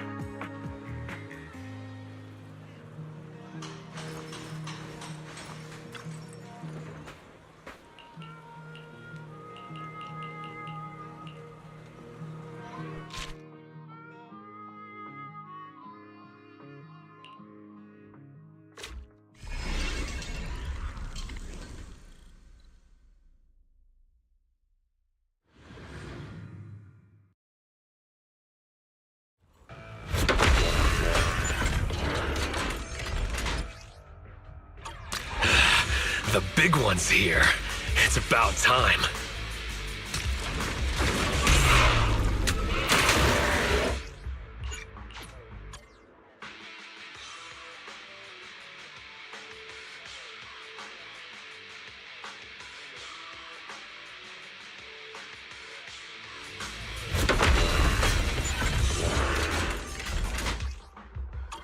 Time to test my commanding skills! Just like that!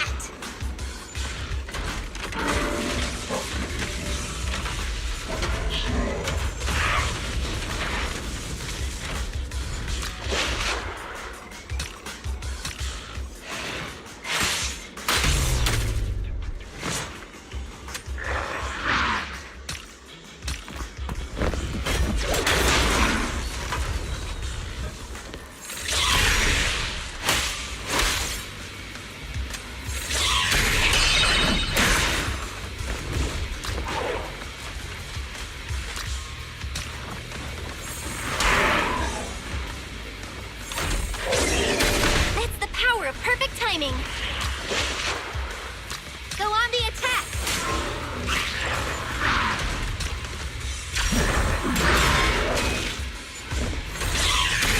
Master the ethereals, and you master the timing! Perfect timing.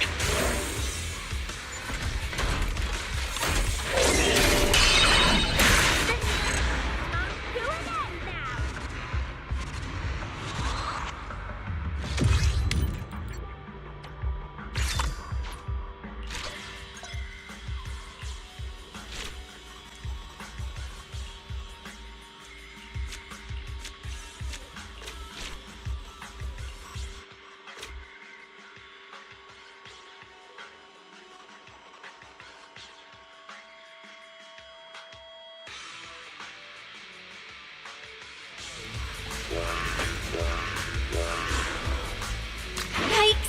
one's tough.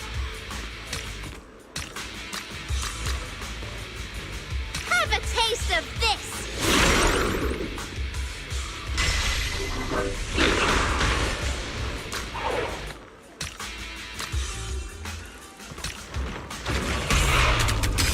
Just like that!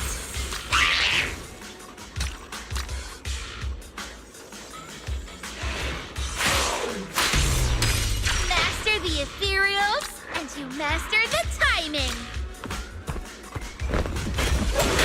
The nightmare comes to an end now!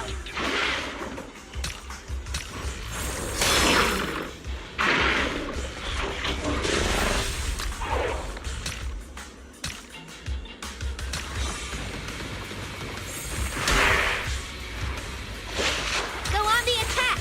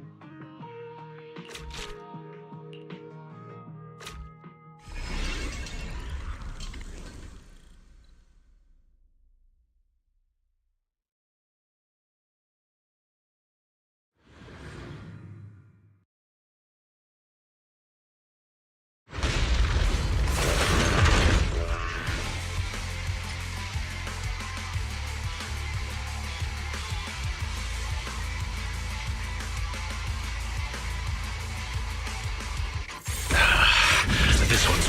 Master the ethereals, and you master the timing!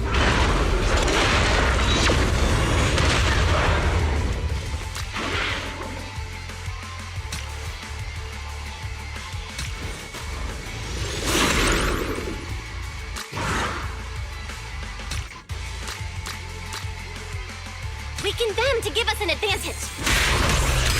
Just like that!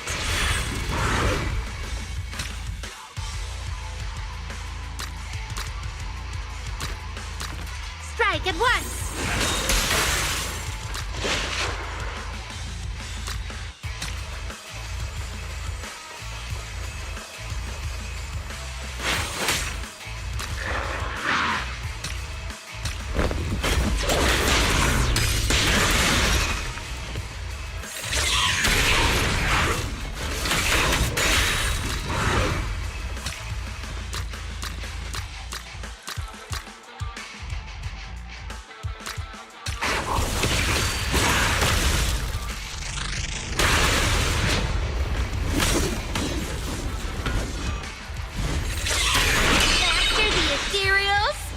Master the timing!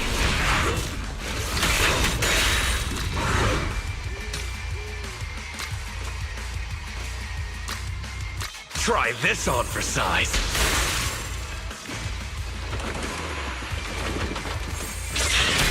Master the ethereals, and you master the timing! Perfect timing. Just like that!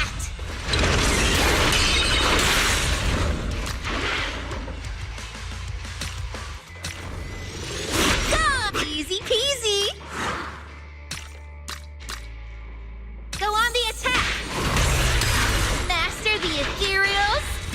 Master the timing! It's the power of perfect timing.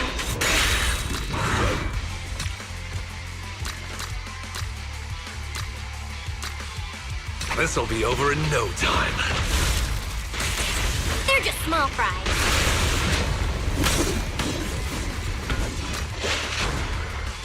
Try this move.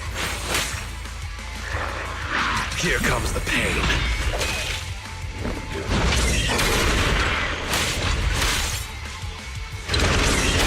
Perfect timing. Have yourself a nightmare!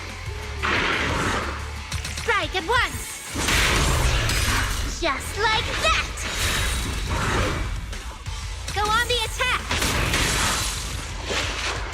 Try this move. One strike will send you packing.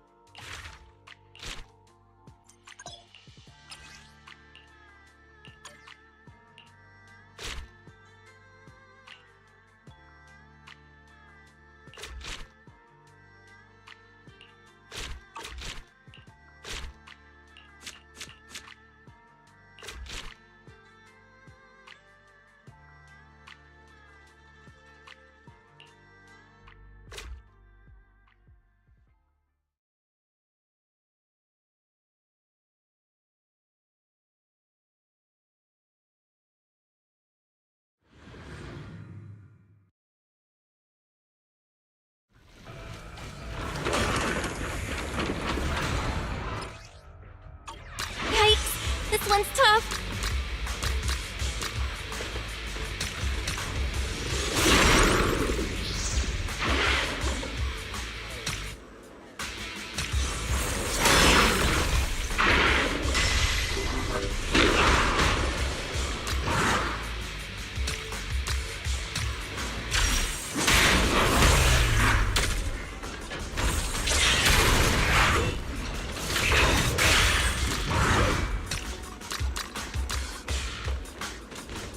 At once! They're just small fry. Lock in. Press the advantage.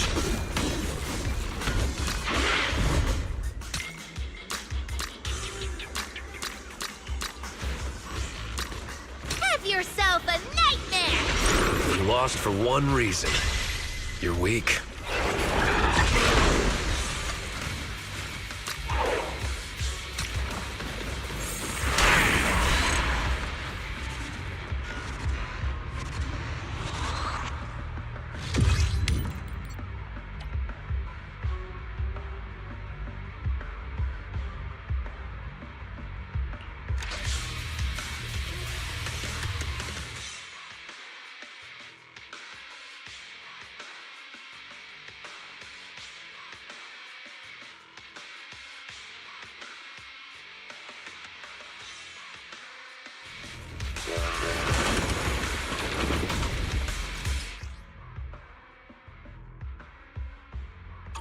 Yikes! This one's tough.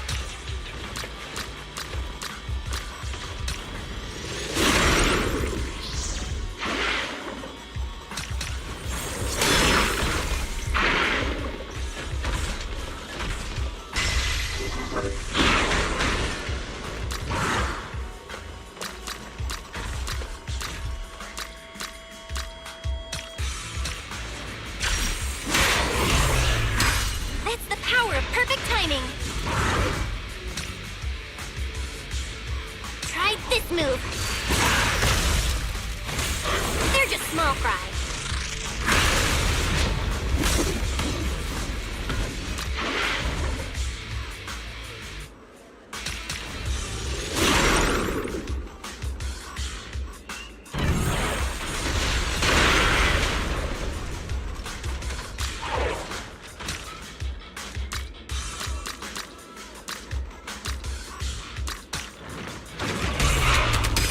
Master the ethereals, and you master the timing!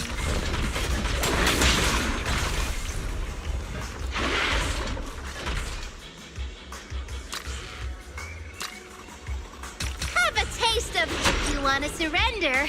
Now is the time.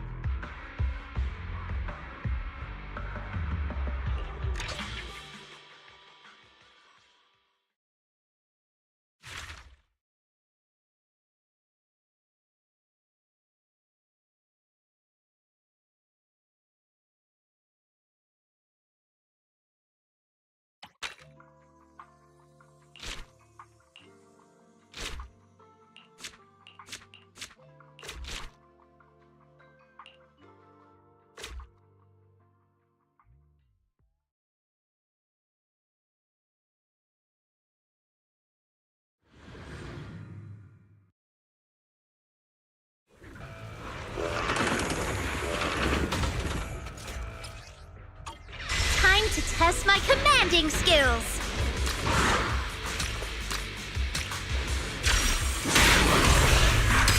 Perfect timing. Try this on for size. Try this move! You lost for one reason. You're weak. Master the ethereals, and you master the timing.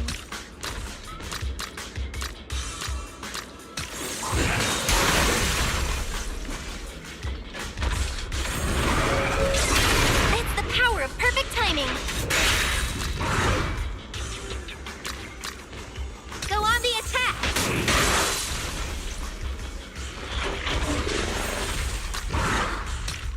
Finishing strike.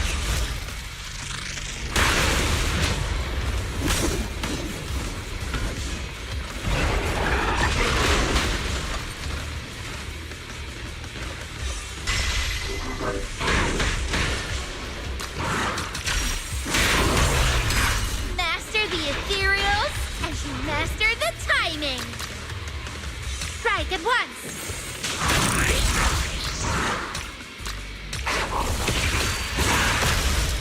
Lock in. Press the advantage.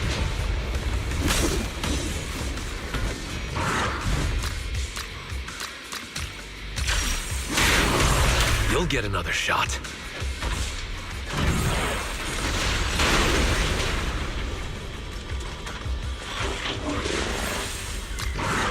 Try this on for size.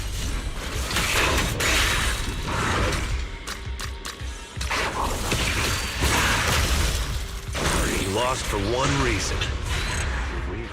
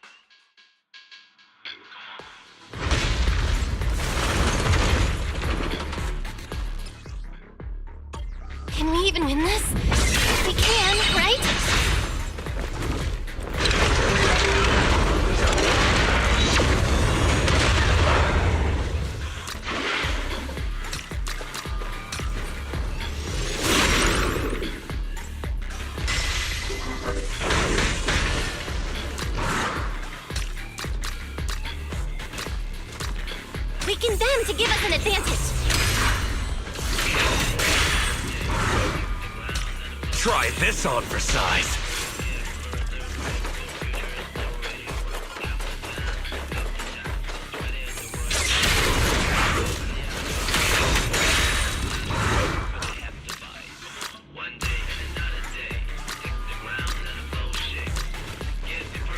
Strike at once!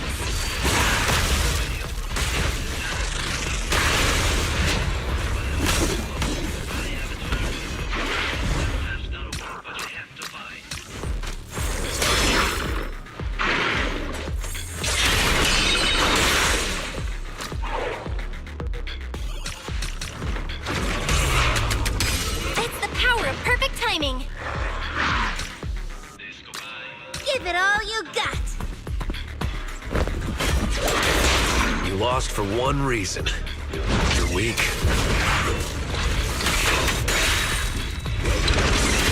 Just like that! Try this move.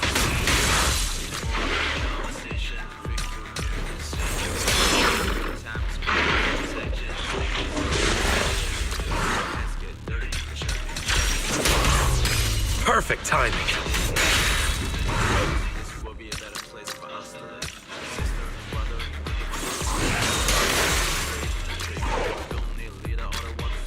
Go on the attack!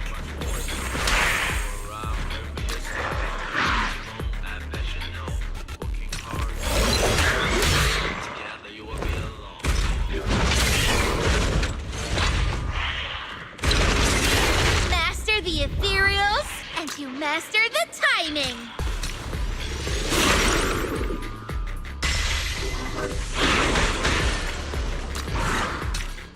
This'll be over in no time.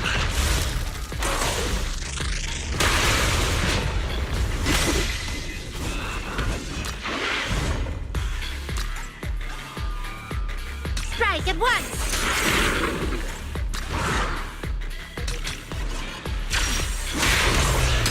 That's the power of perfect timing.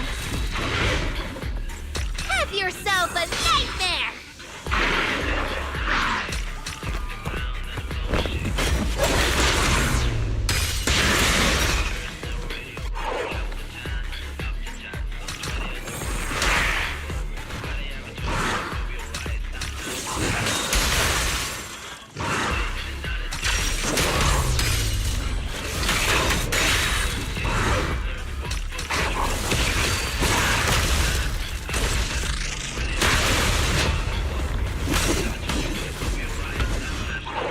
Give it all you got! Perfect timing. Weaken them to give us an advantage. Just like that!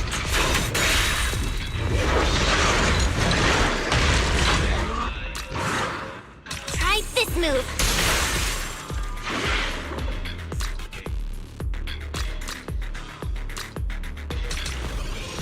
If you want to surrender, now is the time! That's the power of perfect timing.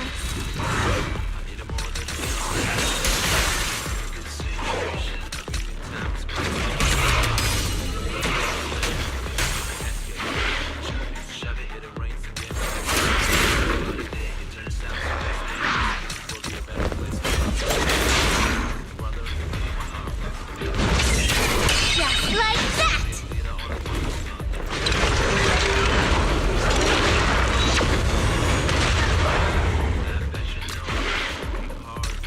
Have a taste of this!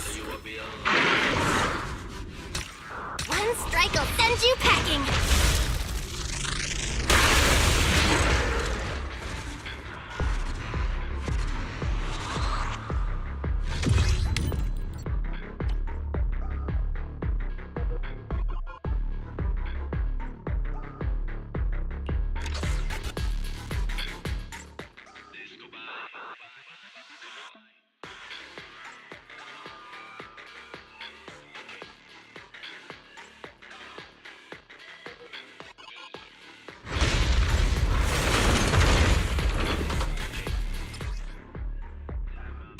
Today, I shall banish It's the power of perfect timing.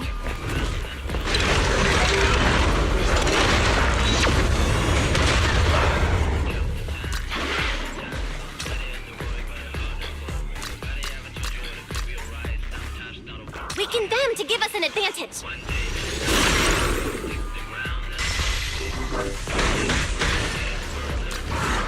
Have yourself a nightmare! Master the ethereals, and you master the timing!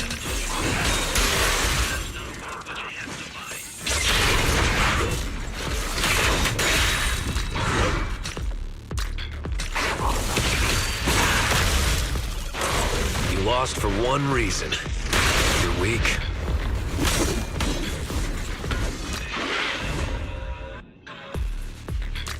Try this move.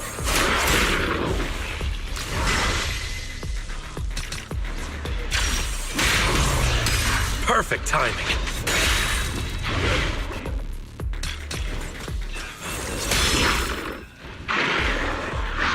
Finishing strike!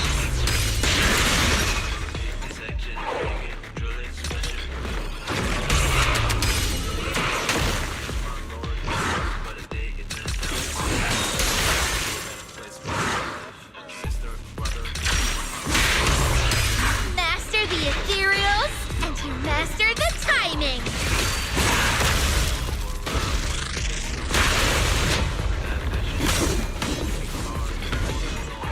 Try this on for size.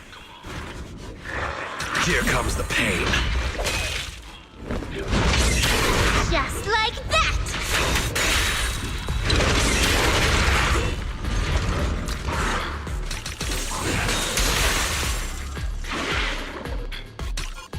Have a taste of... They're looking worn out. Keep it up.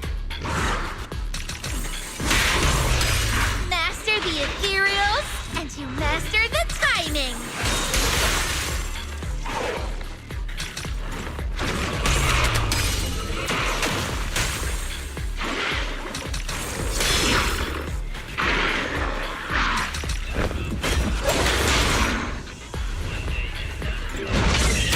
Perfect timing.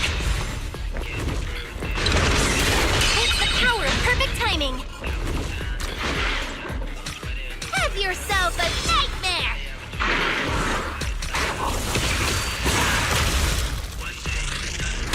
You lost for one reason.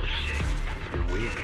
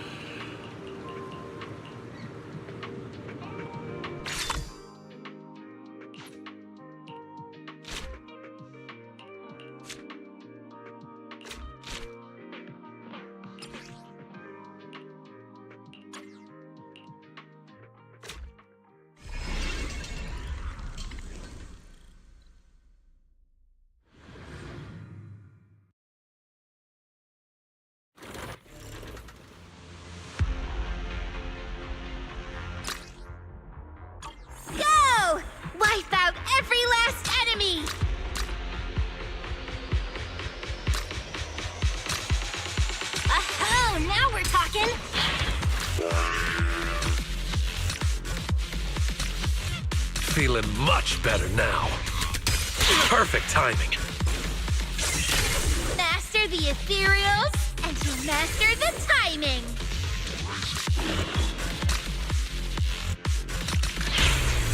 Perfect timing.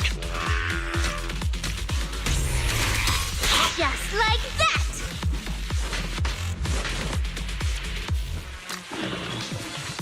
Finishing strike! Try this on for size.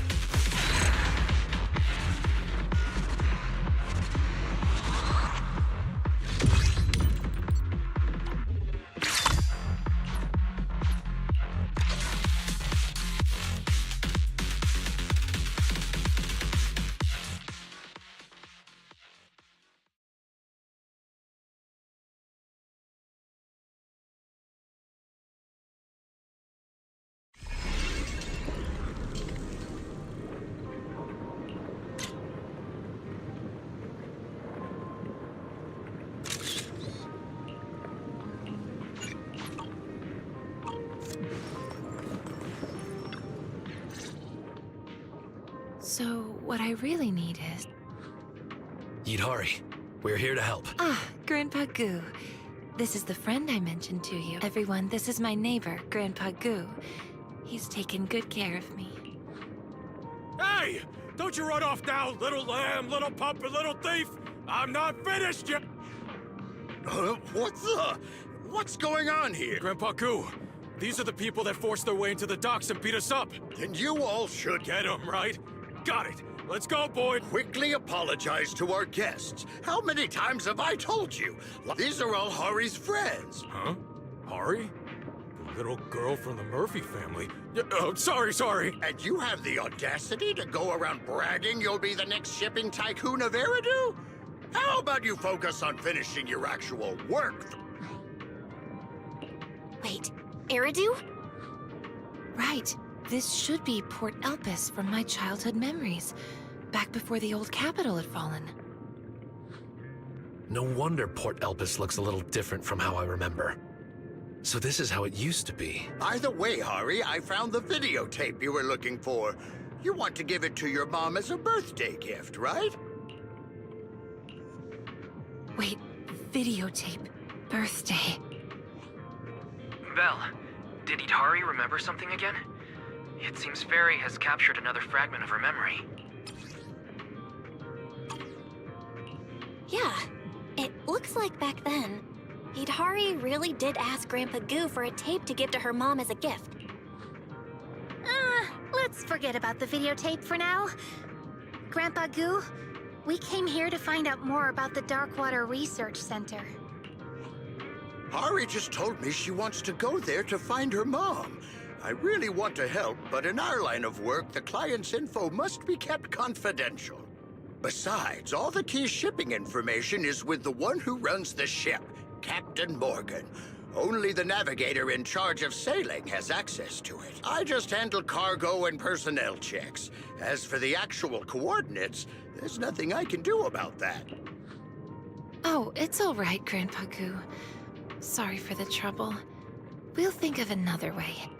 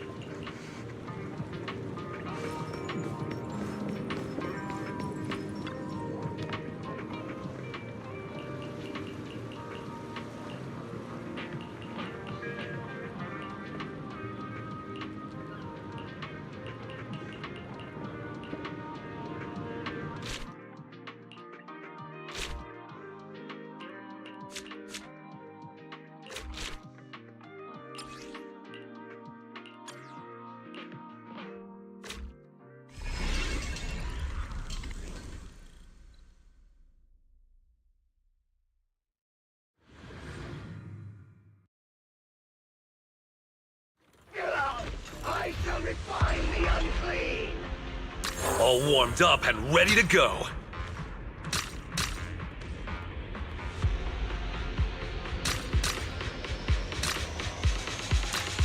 You okay?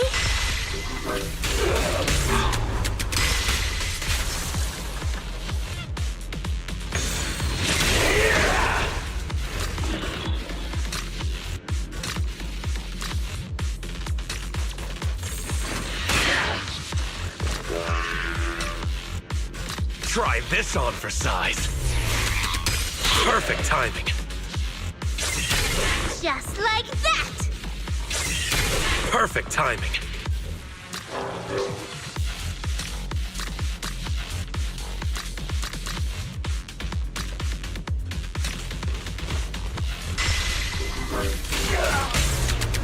That's the power of perfect timing.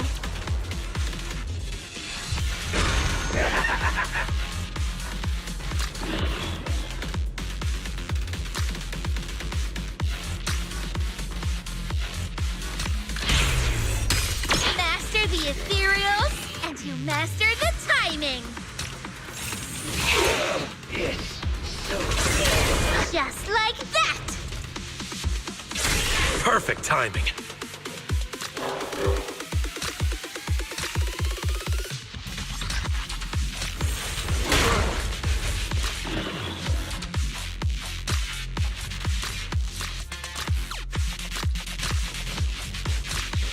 Go on the attack! Finishing strike! Easy peasy!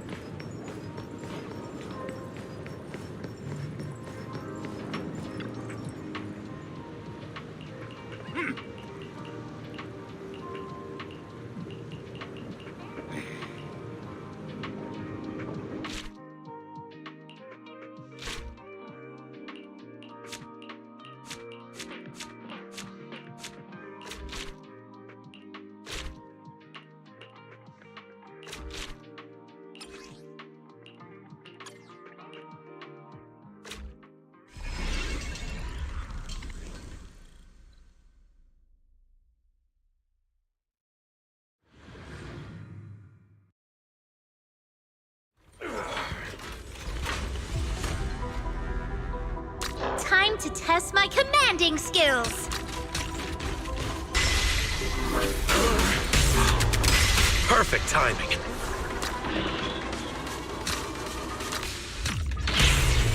It's the power of perfect timing.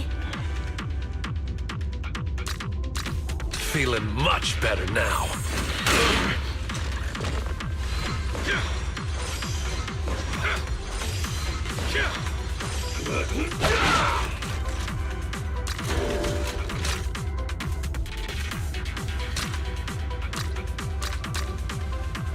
Go on the attack!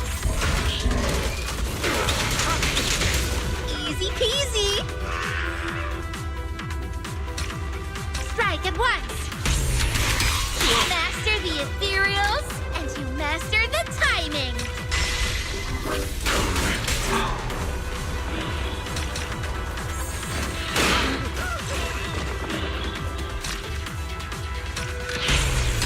Perfect timing.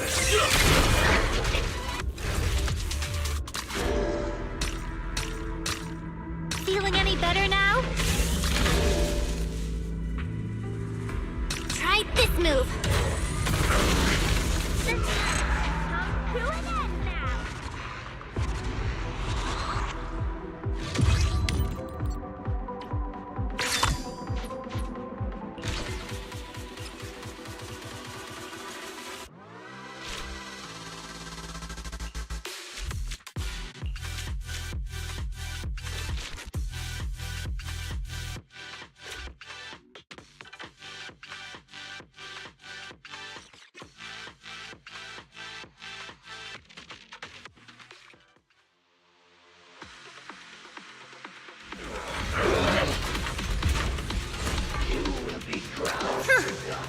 a tough one.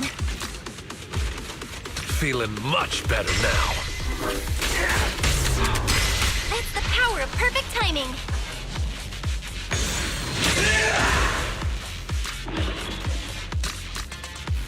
Oh, now we're talking. Feeling any better now? They're just small fry.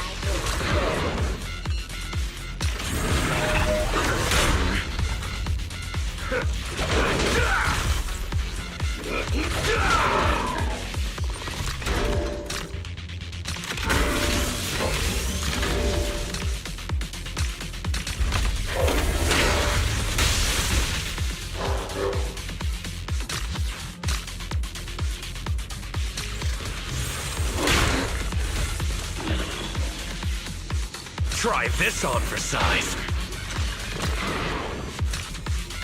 Go on the attack!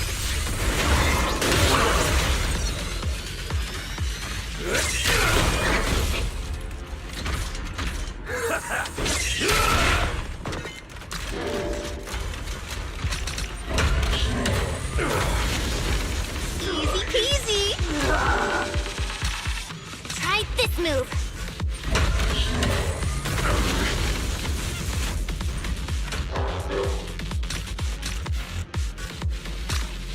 Strike at once!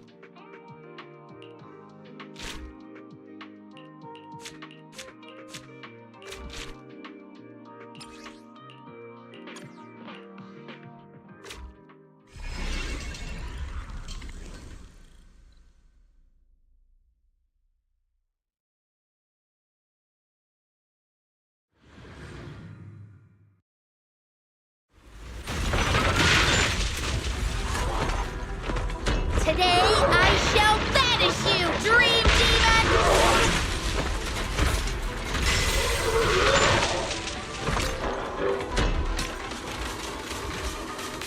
Feeling much better now. That's the power of perfect timing. Master the ethereals, and you master the timing! You okay?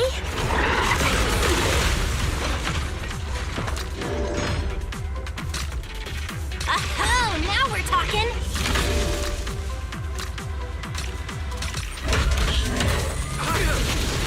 There, look, easy peasy.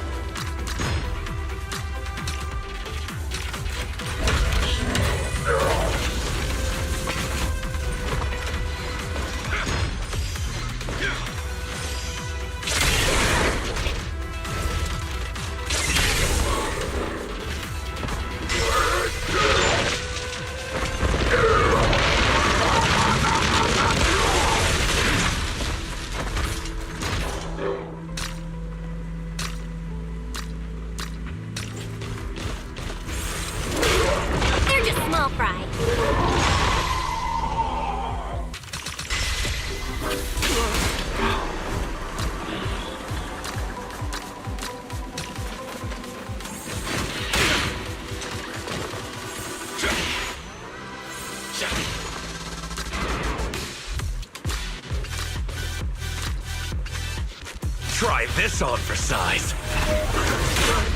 The nightmare comes to an end now!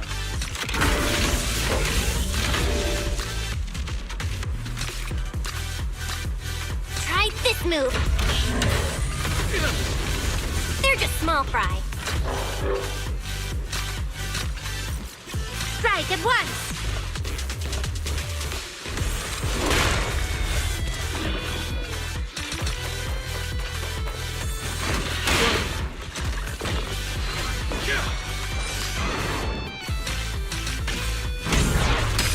Just like that!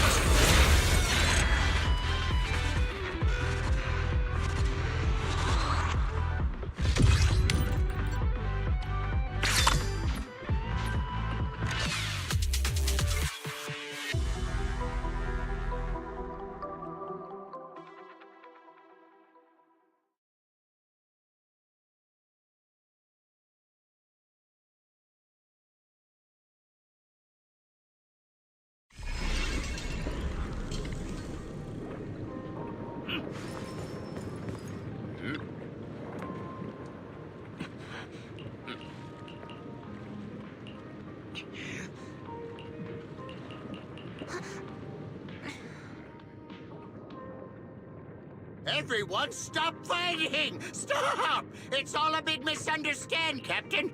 This is Idhari, the daughter of the Murphy family. And these are her friends. Murphy's daughter? Well, that makes her one of us. But I still don't understand.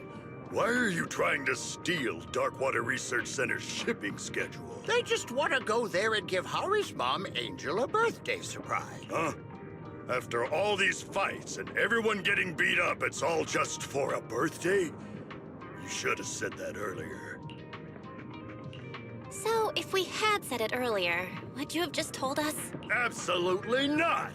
Stuff like shipping routes and client info isn't something we just hand out. Kids, in our line of work, we say protect client privacy like it's your browsing history. Grandpa Goo, you better get them out of here. Morgan, what are you doing? Have you forgotten how the Murphy family helped us before? This young girl only has one wish. Why'd you have to bring that up? Anyway, no ticket, no boarding. The angel. The angel. Wait, did someone see your browsing history? I mean, don't worry, Captain. Belle, the system just detected that a new memory has been triggered. Do you want to take a look?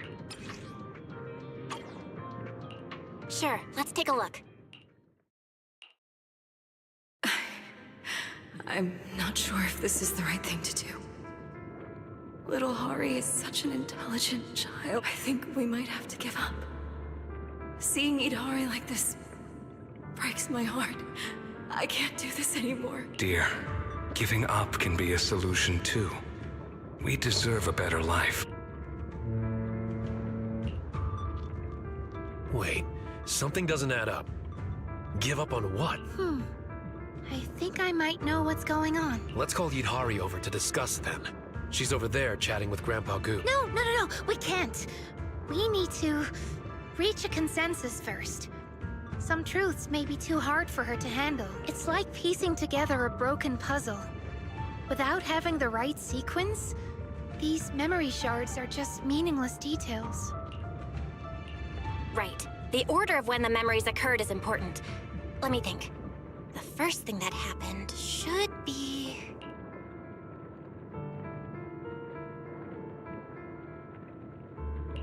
Idhari's parents treated her for ether corruption, but the results were not promising. Her mother was very upset about it. But she was being treated for ether corruption, so she must have entered the Hollow first. That doesn't seem like the earliest memory. Maybe we should think it over again. It probably started when Idhari accidentally wandered into the Hollow.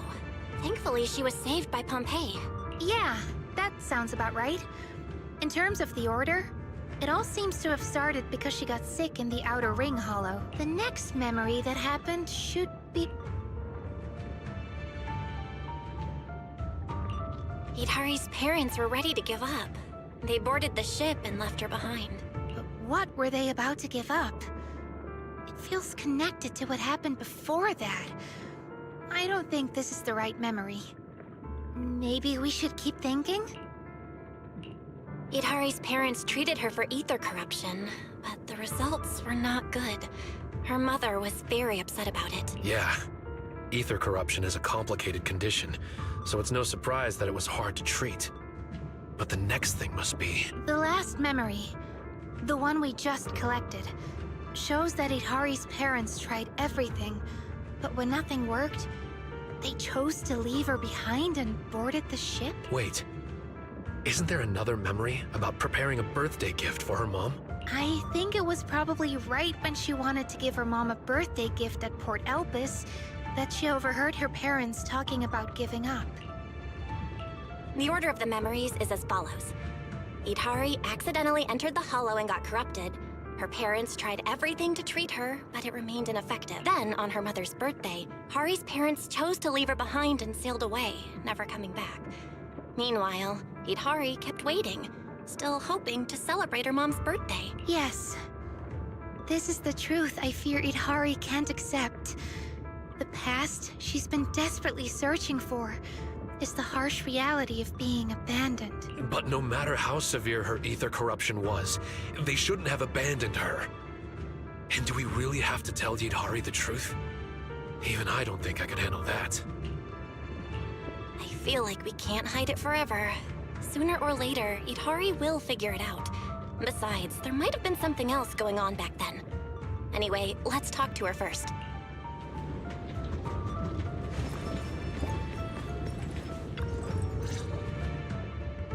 Take this ticket and get going. Didn't Captain Morgan say that anyone without a ticket can't board the ship? Thank you. Wait, this is one ticket. What's the matter? That's all I can get for you. Your friends will have to stay here for now. The boat ticket. Idhari! We're back! Sorry, Grandpa Goo, but we need to talk to her alone. I hope that's all right with you. No problem, no problem. You kiddos have kiddo stuff to discuss. Idhari, there's something I'm not sure whether I should tell you. I already know. I had a feeling that whatever we can figure out, you'd figure it out too. Actually, I've always known. I just wasn't ready to admit it. Just stay calm. We'll come up with a way to locate your parents. Yeah, they might be living somewhere peacefully. Let's wake up first, and then we'll go find them together, okay? It seems there's some misunderstanding with your parents, but it can be resolved. Look at you now. You're healthy and strong, aren't you? No, you don't understand. It's all my fault. It's all right. Don't blame yourself. How could this possibly be on you? You don't understand. It was impossible from the very start. I was never going to see them again. Belle, Idhari's condition isn't good. Her emotions are fluctuating wildly, and the stability of the dream has dropped significantly.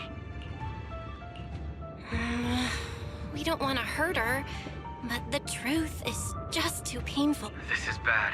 Her dream stability has fallen below the safe level, and I may no longer be able to sync her brainwave signals. Wake up, Belle. Let me face this nightmare on my own. Wait, Idhari, just calm down. We'll find a way to fix this. It's not working, Belle.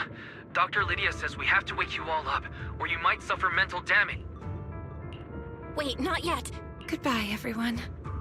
Thank you for everything you've done for me. Wait!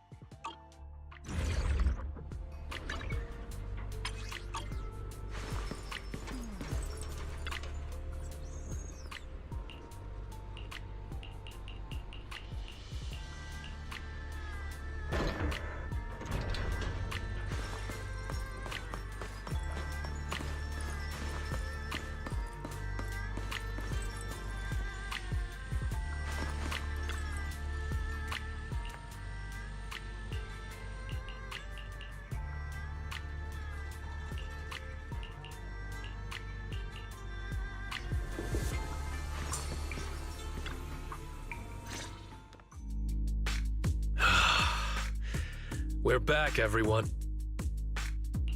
Lucia, how is Itari's condition? What's wrong, Lucia? Everyone, I think I've discovered something incredible. Do you remember the ticket Grandpa Goo gave to Itari when we left while I was sorting through her things just now, this identical ticket fell out of her old belongings. Hold on. If Hari's parents were the ones who took the ship and left her behind alone, then why does she have a ticket? Could it be that she also went to Darkwater Research Center? Yeah, and the ticket has clearly been used. It seems like there's only one possible explanation. I'm getting confused. What exactly happened? Given the situation, I guess we'll have to ask Grandpa Goo what happened. Let's meet at Port Elpis tomorrow. I feel like we're missing something.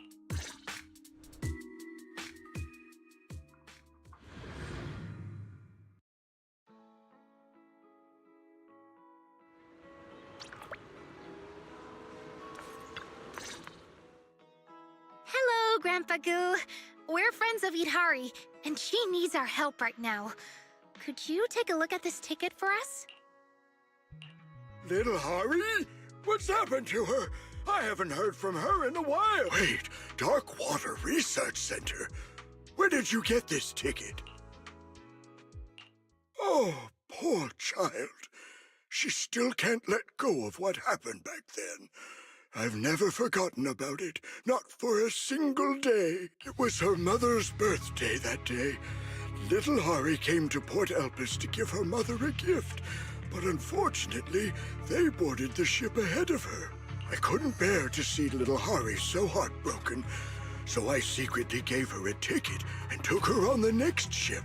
So, you took Itari to Darkwater Research Center? Yes, perhaps what you saw in the dream was her memory of the moment I gave her the ticket. I never imagined my actions would result in such irreversible consequences. It's all my fault. Irreversible? What do you mean, Grandpa Goo? Once we arrived at the research center, I safely handed her over to her father. He was so I returned on the same ship, but people needed supplies and quickly. I was overwhelmed. Days later, the HIA brought Hari back. Did I miss something? This doesn't align with our previous theory at all. That Hari's parents abandoned her because they couldn't cure her illness. Feels like we're looking at a completely different storyline. Illness? Abandoned her? I don't know what happened to Darkwater Research Center after the Hollow Zero disaster, but before she boarded the ship that day, Hari was always a healthy young girl. I don't know exactly what they were doing at the research center, but from what I knew of the Murphy couple, they loved Hari more than anything. My brain feels a little overloaded. Where did things go wrong? I think we've gotten it all wrong. We've had the cause and effect flipped from the start. What do you mean? We thought Hari was already sick before boarding the ship. But Grandpa Goo said that Itari wasn't sick before boarding the ship. That means her parents didn't abandon her when they boarded the ship. When they said they were giving up, it couldn't have been Itari that they meant. It seems that giving the gift and boarding Itari came to Port Elpis to give her mother a gift. She then boarded the next ship, where Grandpa Goo took her to Darkwater Research Center.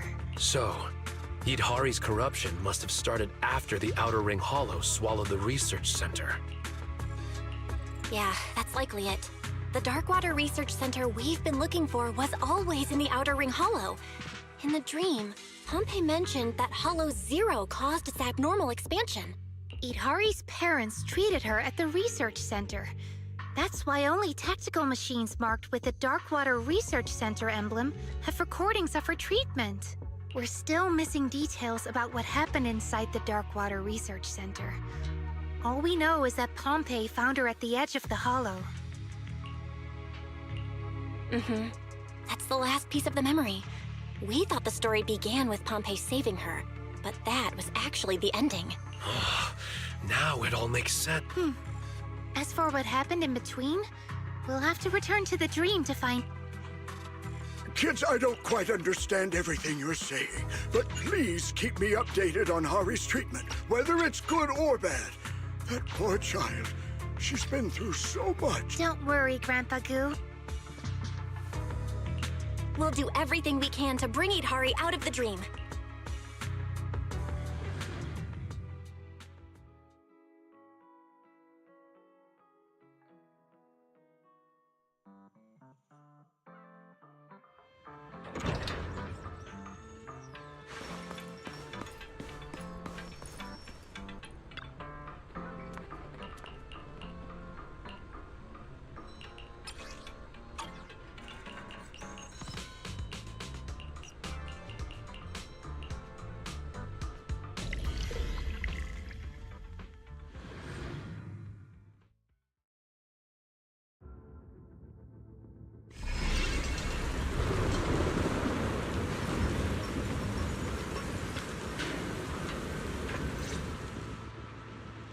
Roxy, you're here. I'm sorry, Hari. I had it all wrong. Your parents didn't abandon you. Yeah, I know. I remembered the moment I saw that ticket. It was my childish impulse. I boarded the ship just to deliver a gift, and that's what caused all of this. Though I'm not sure what exactly happened.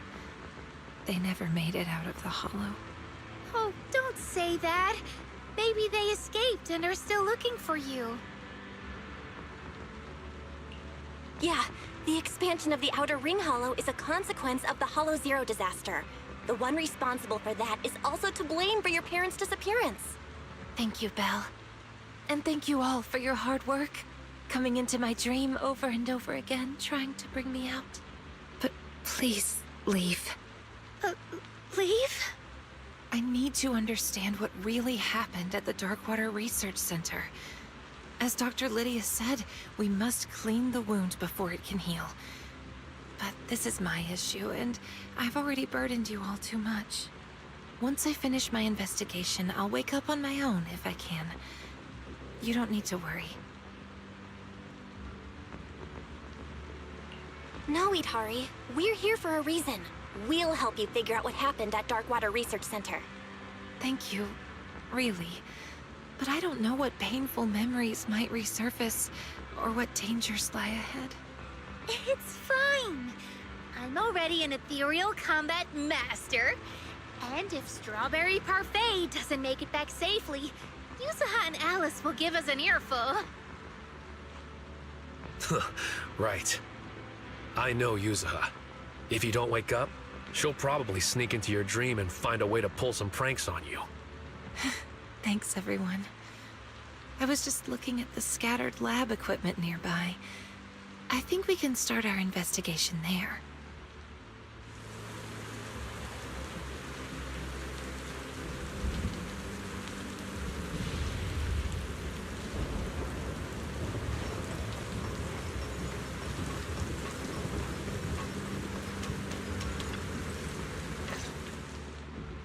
Look!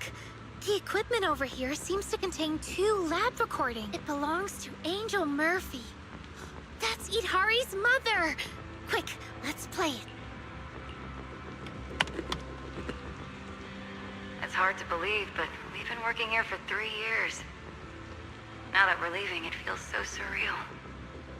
I once thought I could achieve something great, but in the end, my research became a weapon used for evil. Hey now. If we can take care of Hari and make up for the 3 years we've missed in her life, then it will all be worth it. Wait, the security department just messaged. They said Goo brought Hari to the center and that she wants to celebrate your birthday with you. Ah, that little squiggly bean. Didn't I tell her to stay home and rest? It'll be fine. It's our last day here anyway. I'll ask security to make an exception and let us spend the day together as a family. For your birthday. You just said we accomplished nothing in these last 3 years. But to me, Hari is our greatest achievement. So, our conclusion earlier was correct. Hari really did make it to Darkwater Research Center back then. Hari, are you alright? Do you need to take a break? No, I'm fine. Let's play the next recording. Alert! Alert! Outer Ring Hollow expansion detected. Ether concentration at the center has exceeded safe levels. All personnel, please evacuate immediately. Hurry! Clear the test bench now! What's going on? Wayland? The hollow suddenly expanded. What happened to Hari? I just got her past security when the Outer Ring Hollow expanded out of control. She inhaled too many ether particles, and she's in bad shape right now. Give Hari an inhibitor shot first. Okay. Those Dobbs bastards!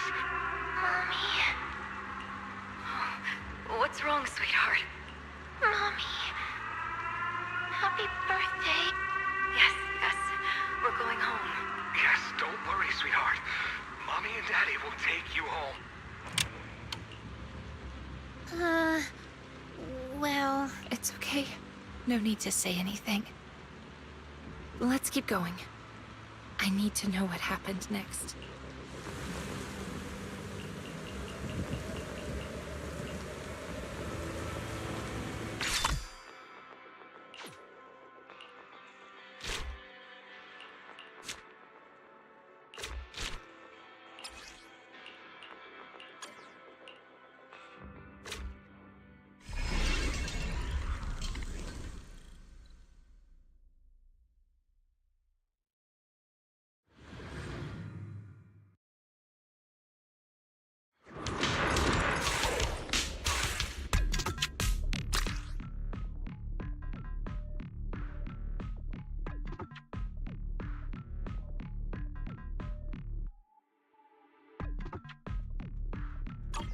Listen up, chosen ethereal!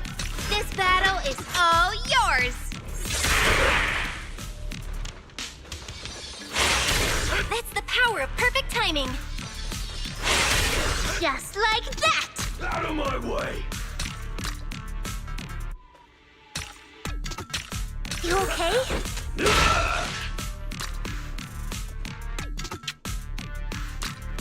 Feeling any better now?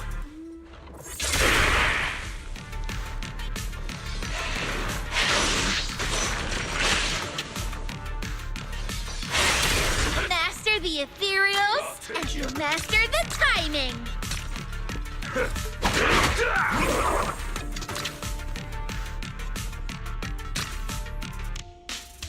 Oh, now we're talking!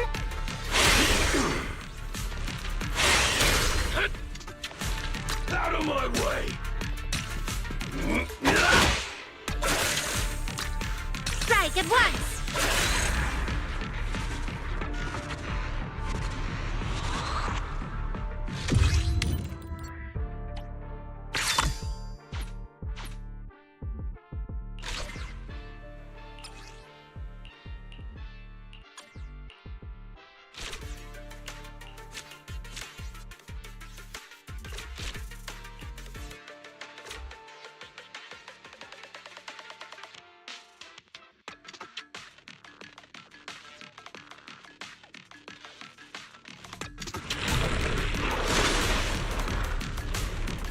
Yikes!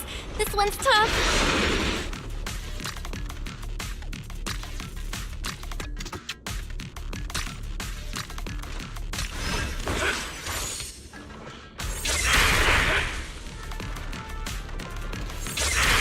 Just like that! I'll take you.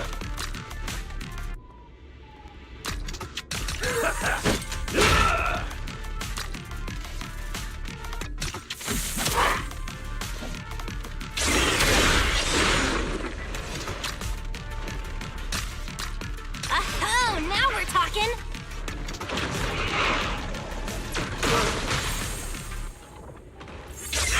That's the power of perfect timing! Out of my way! Go on the attack!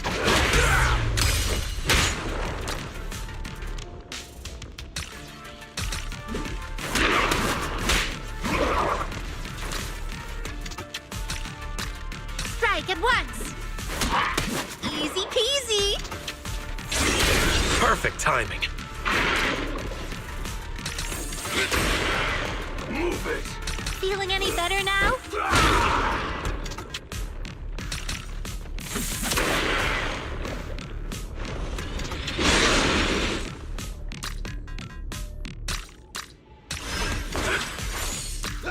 one way.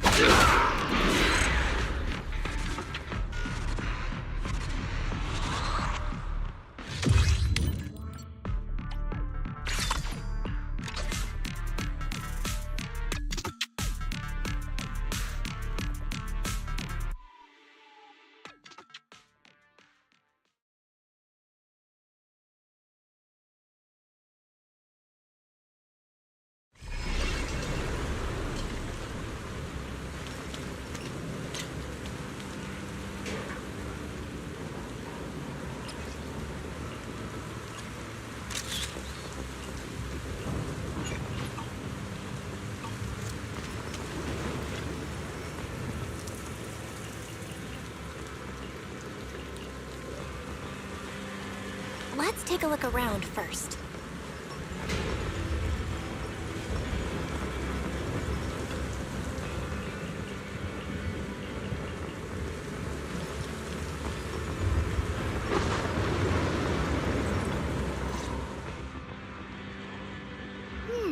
What's this? It looks like a communication device. This seems to be a communication device designed for the Hollow. I recognize this. This is the communication device my mom carried with her. Should we check the recent call history? It's fine. Go ahead and play it. I'm ready. Did you receive the map? This should be the shortest route out of... Got it, dear. Where are you? I'll bring Hari to you right now. No! Don't come here. Just follow the route and... No. I'm sorry, Angel.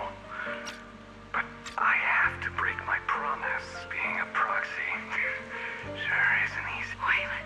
Dear, consider this route my birthday gift to you. Hari, be sure to listen to your mom in the future.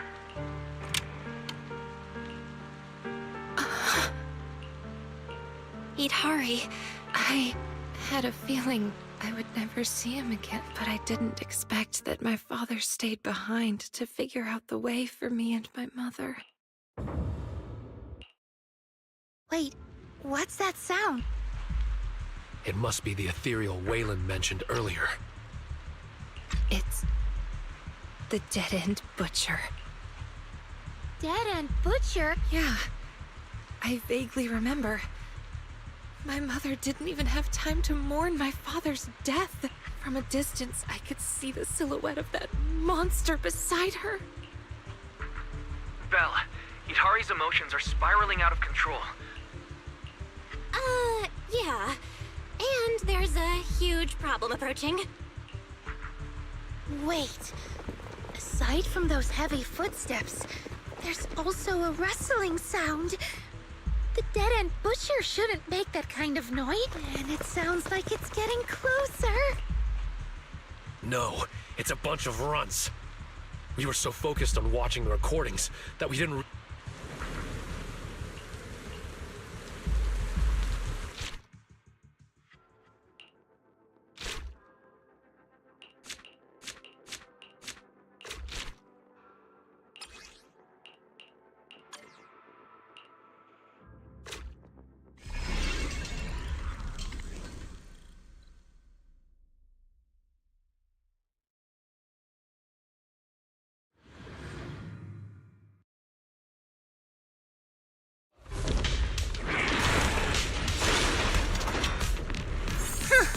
This is a tough one.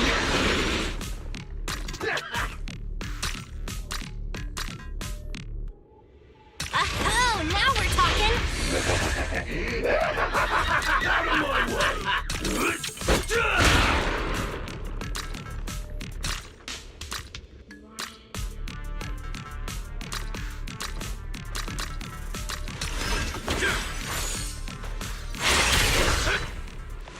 I'll take you. Feeling any better now?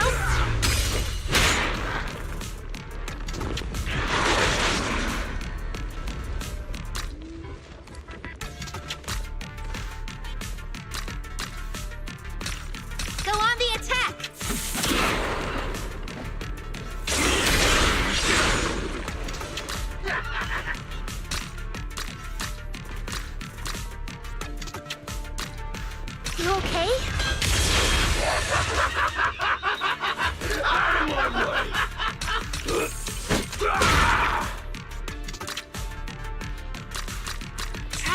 move. Perfect timing. I'll take you. Try this on for size.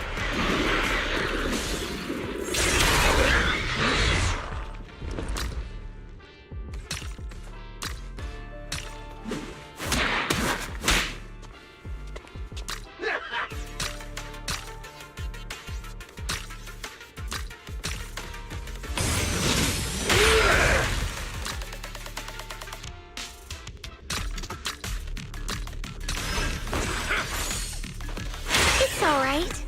Out of my way!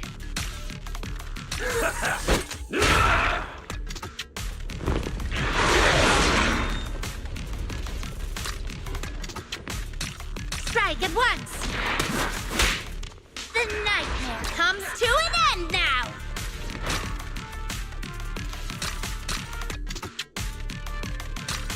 Oh, now we're talking. Try this on for size.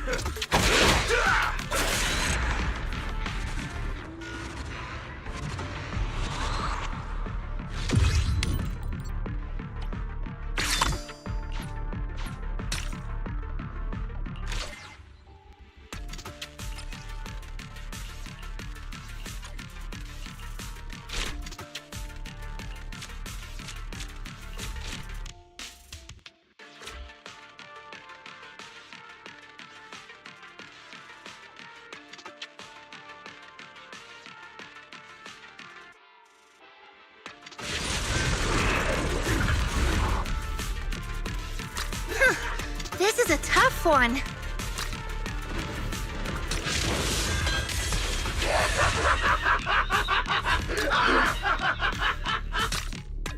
Feeling much better now. Just like that.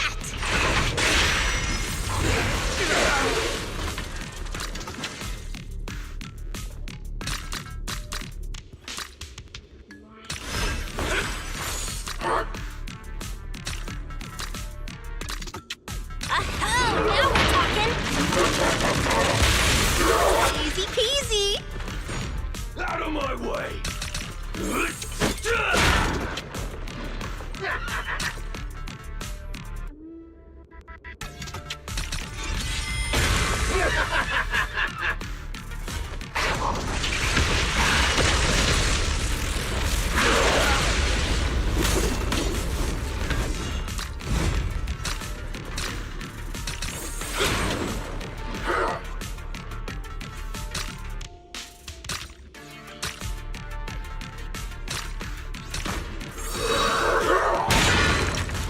You want to surrender?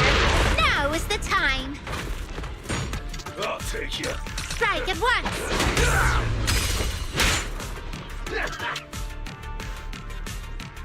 Go on the attack. There.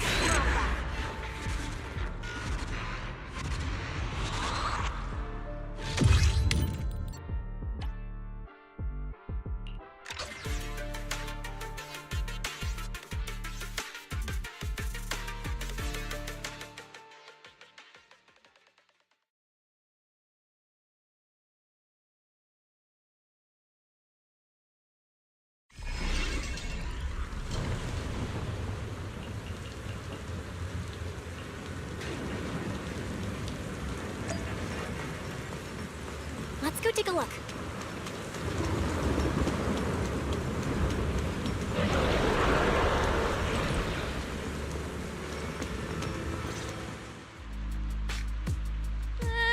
Why is the dead-end butcher still closing in? I think I can already see its shadow. Proxy, do you see a way out? Belle, the area up ahead on the right is where her brainwave signals are stable. I might be able to create an exit from the dream, but it'll take some time. I hate to say this, but time is exactly what we don't have right now. Lucia, summon all the ethereals you can command. All right. Idhari, you head to the stable area with the proxy. Idhari? Idhari, what's wrong? Let's head to the stable area first. I remember this place.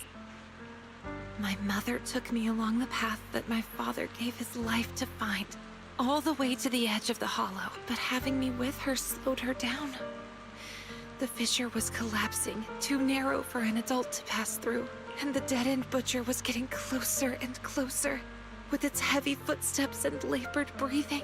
As we were walking, she suddenly said she couldn't go any further. She told me to head for the fissure in the distance on my own, and promised she'd be right behind me. I followed her instructions, walking on and on. Her encouraging words echoed behind me. When I reached the fissure and turned back, I realized she wasn't behind me. Idhari, I'm sorry you had to go through this, but we need to leave this dream and wake up. If the dead-end butcher catches us, we might never make it out. Hold on, Belle. I'm speeding things up, but it'll still take some time to establish a stable exit. Sorry, everyone. I remember now. I fainted because I saw that ticket. Unable to face the truth, I chose to forget it all over again. But none of this should be your burden. And you shouldn't have to face these dangers. Wake up. The path ahead is mine to walk alone. Hold on, Idhari. That monster's not something you should handle alone. Calm down. You don't need to face this alone.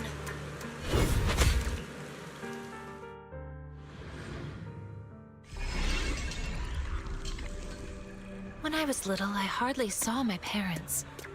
But I knew their research was important, so I didn't want to disturb them. When I was 10, on my mom's birthday, I asked Grandpa Goo next door to help me find a gift for her. Here, isn't this the videotape you wanted? Enter the ether. Took me a ton of favors to track this down. That angel, she sure is into some obscure movies. All right, their ship is about to leave. Hurry, go give this gift to your mom.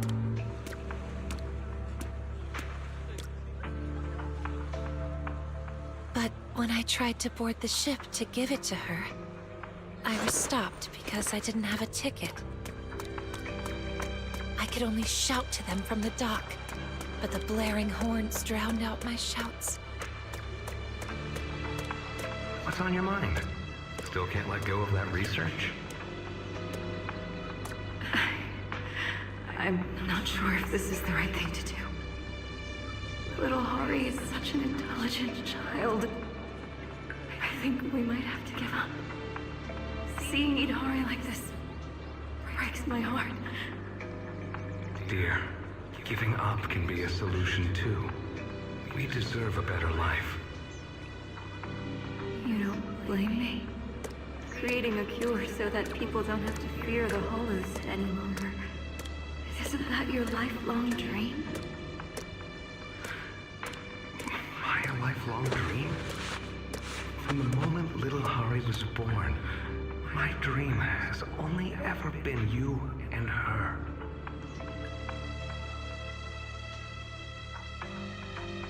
By the time Grandpa Goo noticed and came to help, the ship my parents were on, the Angel, had already departed. You blockhead!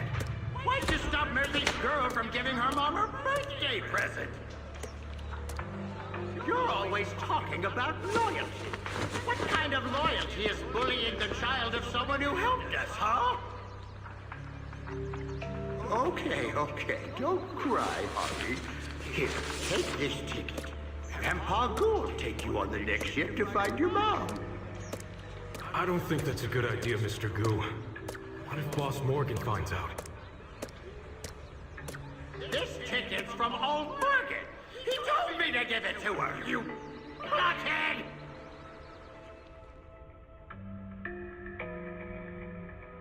Grandpa Goo got me safely to my father at Darkwater Research Center. Just after he left, the Outer Ring Hollow expanded. I was too young and had zero aptitude for ether. The ether particles in the air corrupted me fast. Father brought me back to the lab to treat me. But the corruption had gone too far. Even my parents, experts in anti-corruption medicine, couldn't stop it.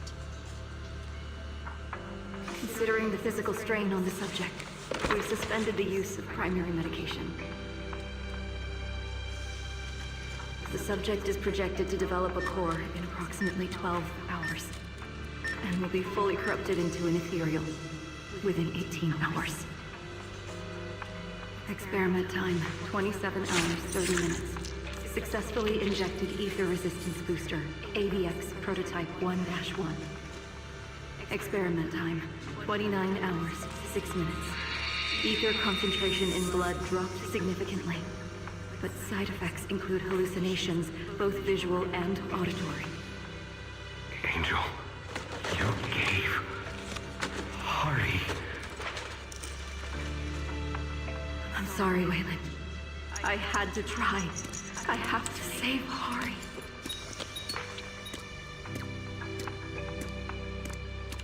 After receiving the prototype injections, I began to see a whole new world.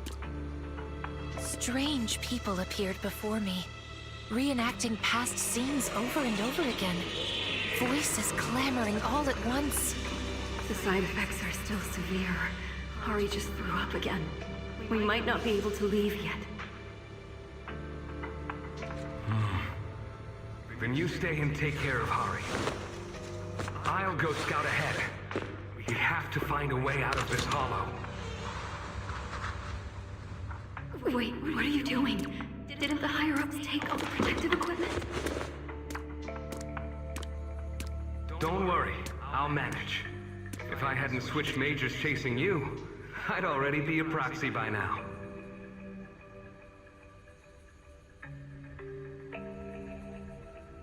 When I finally recovered enough to walk, my father had already sent us the extraction route, just like he had promised.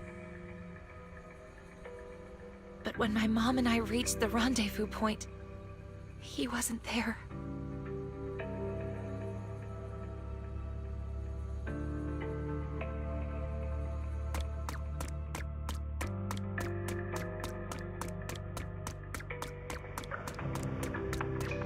I'm sorry, Angel. But I have to break my promise. I'm just a regular guy with no protective gear. Making it this far on foot is already pushing it. Being a proxy sure isn't easy. Wayland.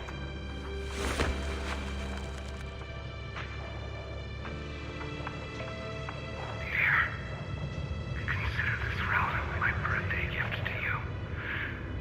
Promise me you'll make sure to get her out. Hari, be sure to listen to your mom in the future. If you miss Dad, just...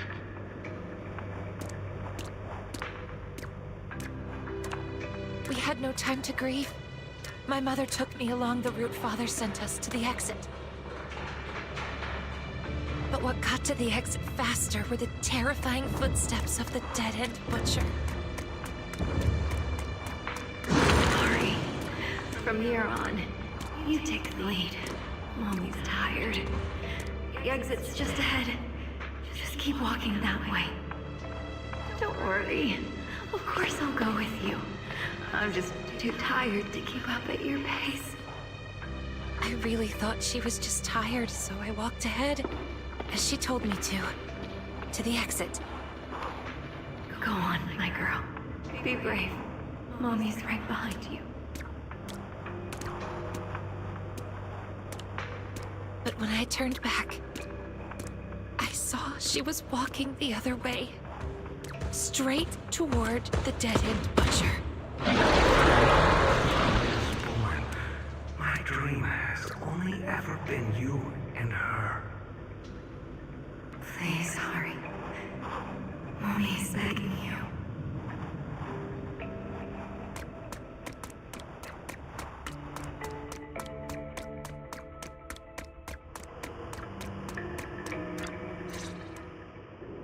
You're here, Hari. You've grown so much. Mom? I'm sure you have many questions. Like why your dad and I were never home when you were little. Why we couldn't be like other parents and watch you grow up. Your father and I were devoted to finding a way for humans to no longer fear the Hollow. Tops told us that if we succeeded, the medicine we developed could change the world. That's how we ended up at Darkwater Research Center. We were only allowed to visit you a few times each month. As the research went on, we realized it was all serving the higher-ups' personal agendas. Everything we did, every bit of effort, was just to make their soldiers stronger. I'm so sorry for missing out on so much of your childhood for something like that. It must have been hard, being on your own all these years. No, Mom. Grandpa Goo has always taken good care of me. I've been eating well, not being picky, and I've grown taller. I've also been studying hard, and I became a proxy, helping many people in the Hollow. That's wonderful.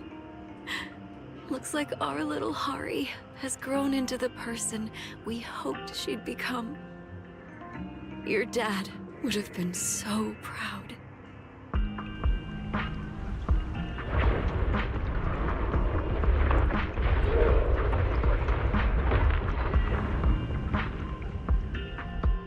It's almost time. Please, can't... How are things on your end? Has Idhari woken up? Not yet, but there's some response. How can someone who's already fainted faint again in their own dream? This doesn't make any sense. You're one to talk. Commanding hordes of ethereals in someone else's dream? Listen, your friends are doing everything they can to wake you up. You're not alone anymore, and that puts my mind at ease. Besides, I think they need you more than your father and I do now. Is there really no way for me to stay here? It's okay. My little Hari is a proxy now. Don't dwell on the past behind you. Mommy, will we meet again? Yes, Hari, we will. One day, we'll meet again, in a place free of darkness. Hari, be sure to listen to your mom in the future. If you miss Dad, just...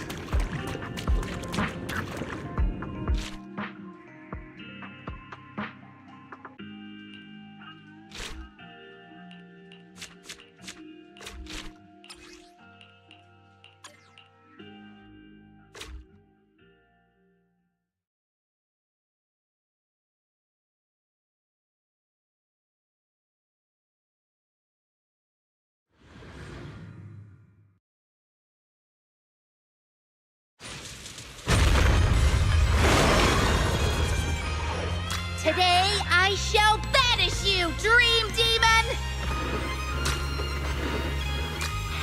Feeling much better now. You okay?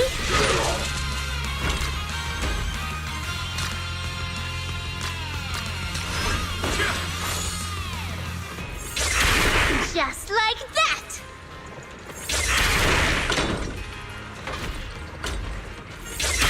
Master the ethereals, and you master the timing! They're just small fry. I'll take you.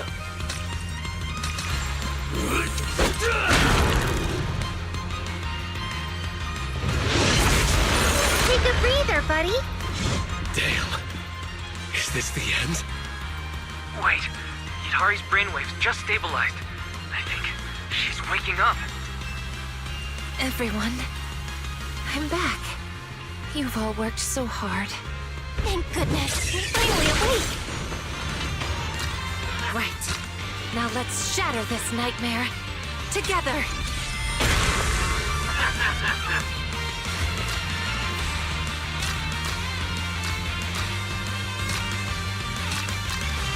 feeling much better now.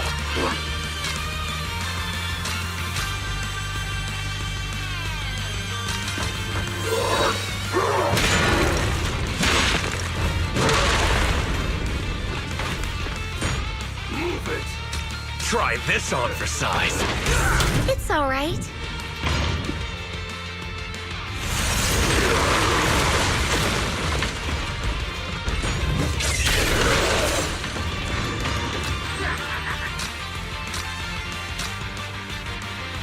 Try this move.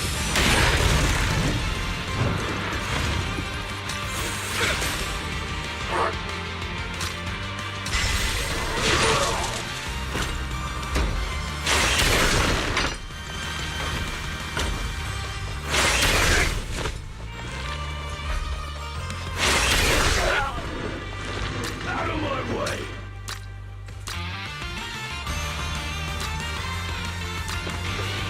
You okay? The nightmare comes to an end now! It's the power of perfect timing.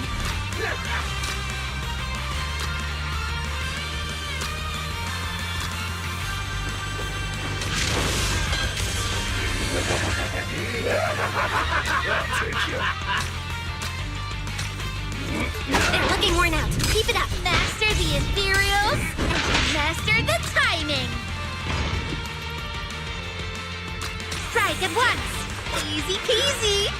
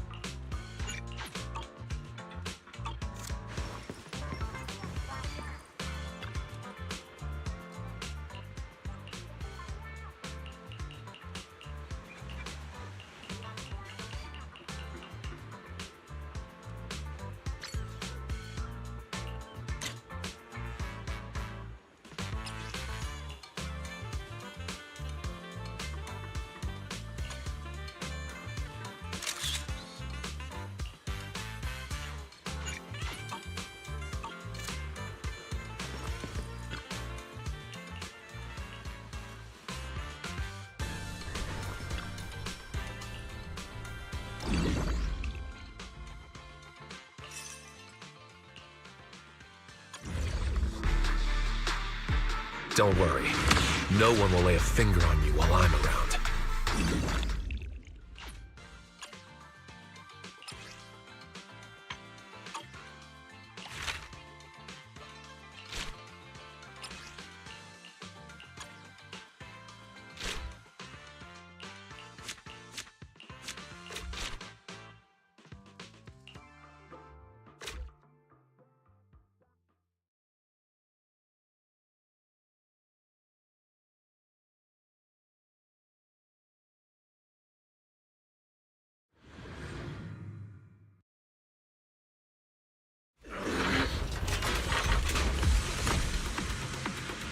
Time to test my commanding skills!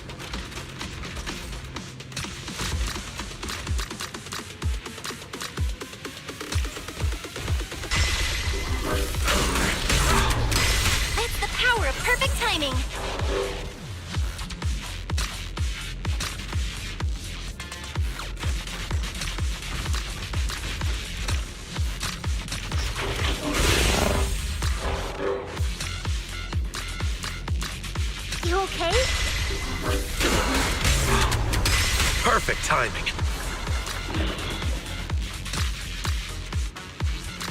Feeling much better now. Master the ethereals, and you master the timing.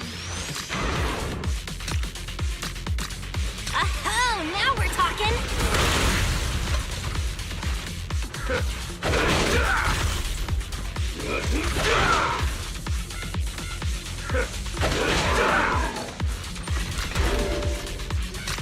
Feeling any better now? You okay?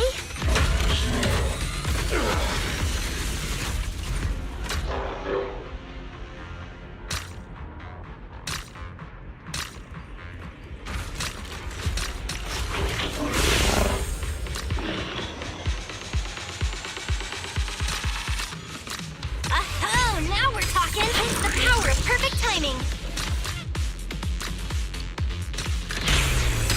Just like that!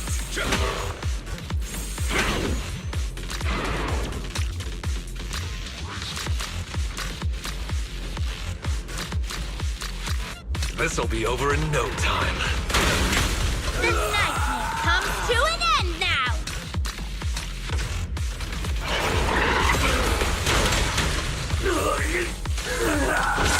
Perfect timing.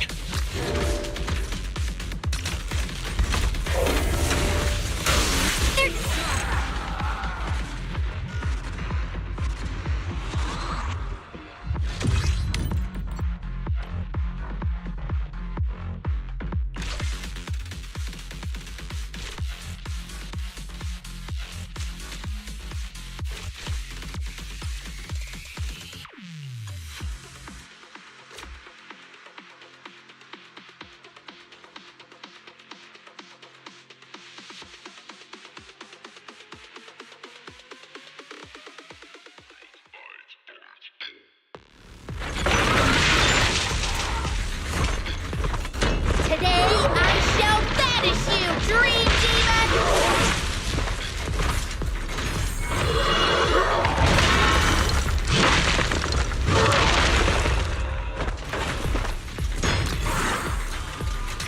Try this move. You'll get another shot.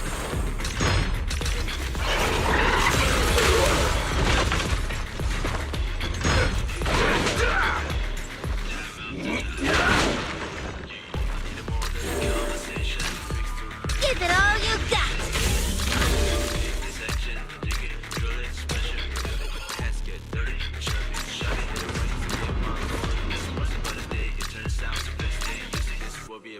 Strike at once!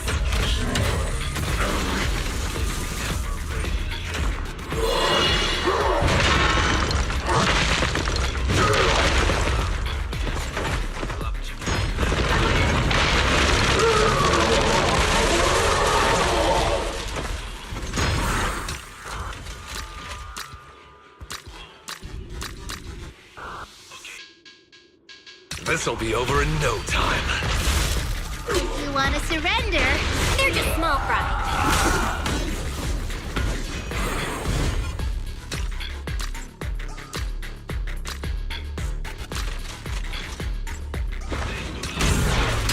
master the ethereals, and you master the timing!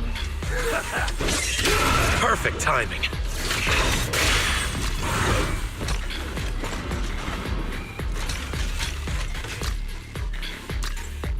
Give it all you got!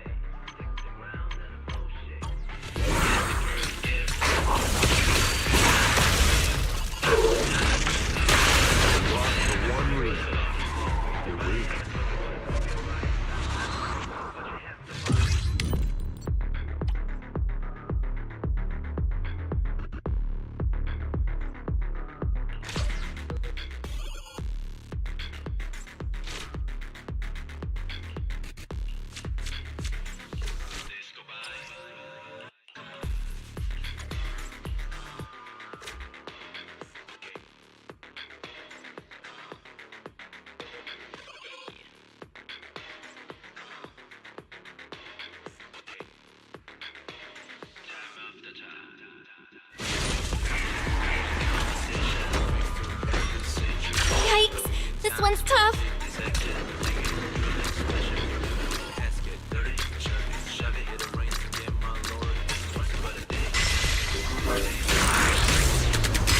Master the ethereals, and you master the timing.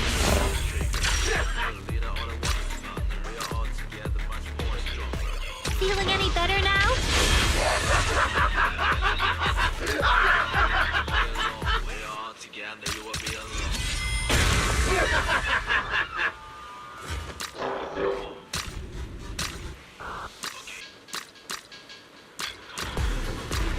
Feeling much better now. Perfect timing.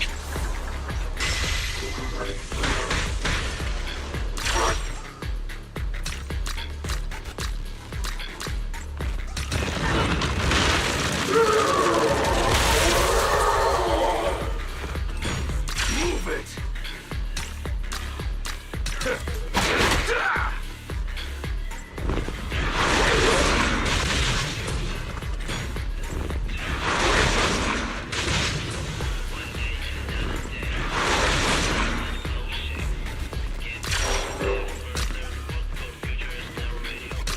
Try this move.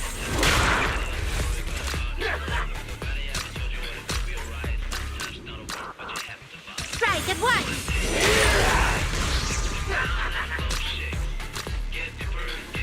Oh, now we're talking. Try this on for size. Feeling any better now?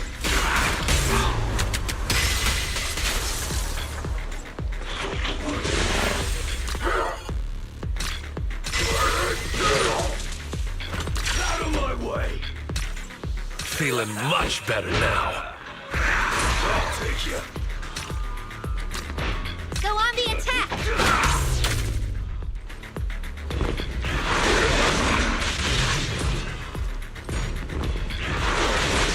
Rest in peace, buddy. Oh, now we're talking.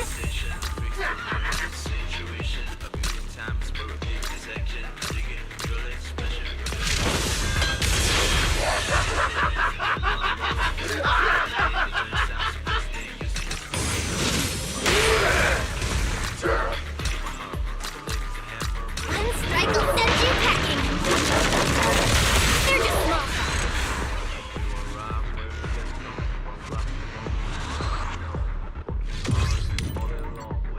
Together you will be alone. Come on.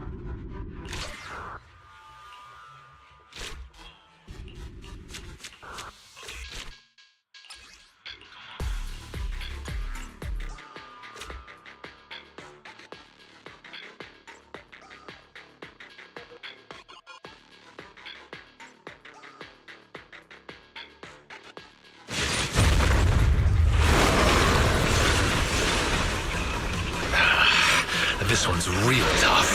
Gotta stay focused.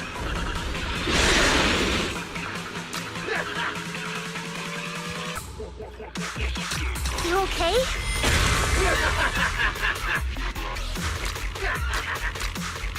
Feeling much better now. Oh, now we're talking. Out of my way! Feeling much better now.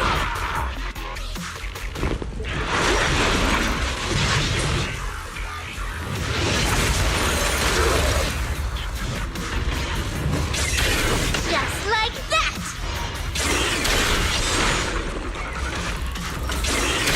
It's the power of perfect timing.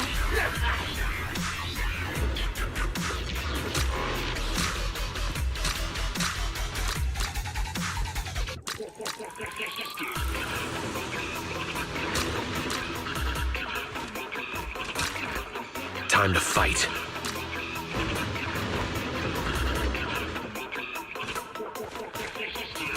Oh, now we're talking.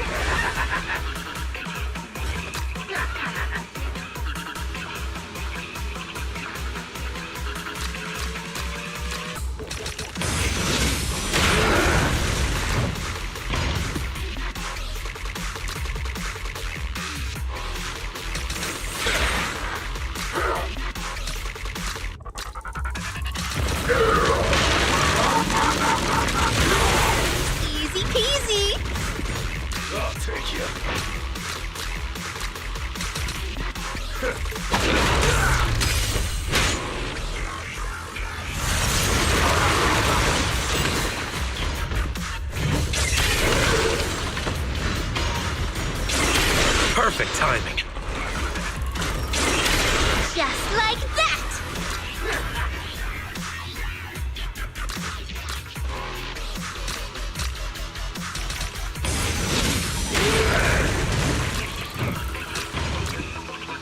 Feeling any better now?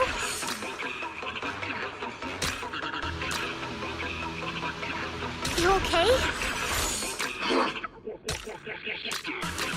Finishing direct! They're just small fries. Strike at what? Oh, nightmare! Perfect timing.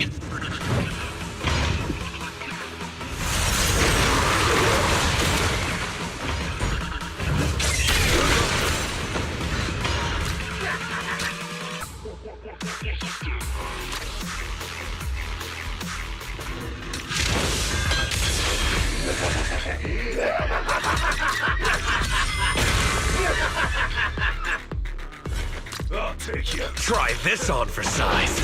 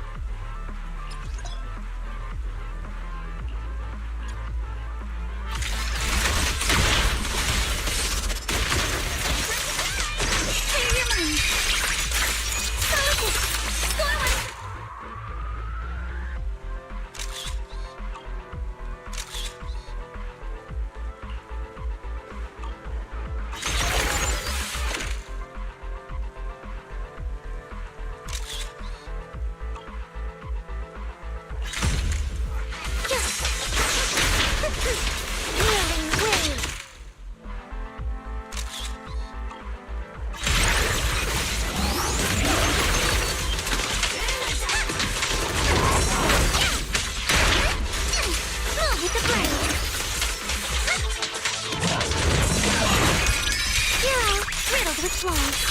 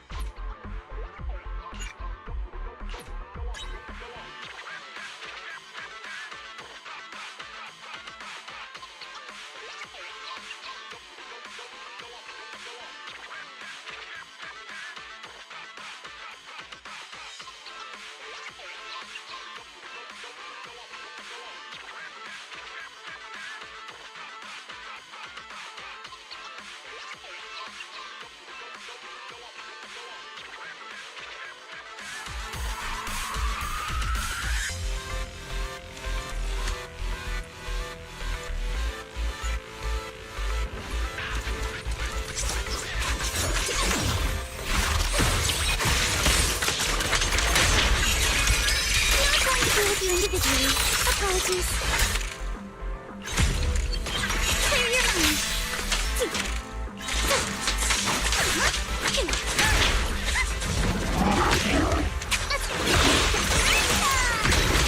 Here it goes. Your weakness has been exposed.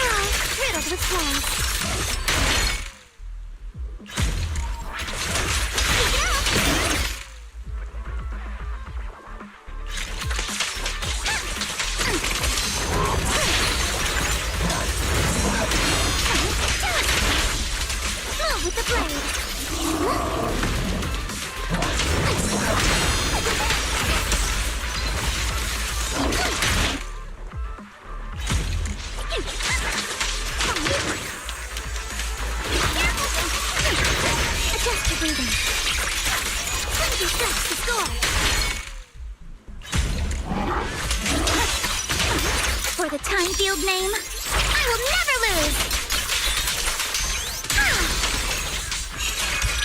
Your weakness has been exposed.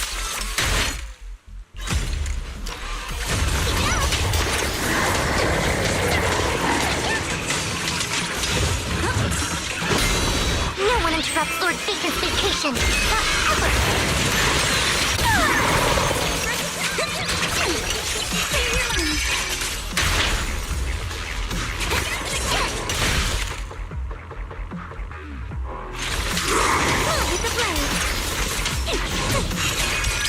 Not going to deal with you individually. Apologies. You're lucky to run out! Go, Mama!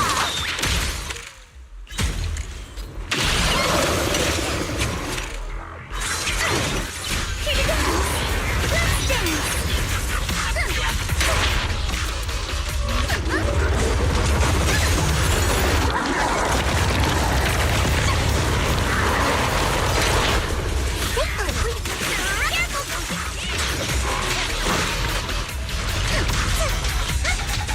Focus on the target.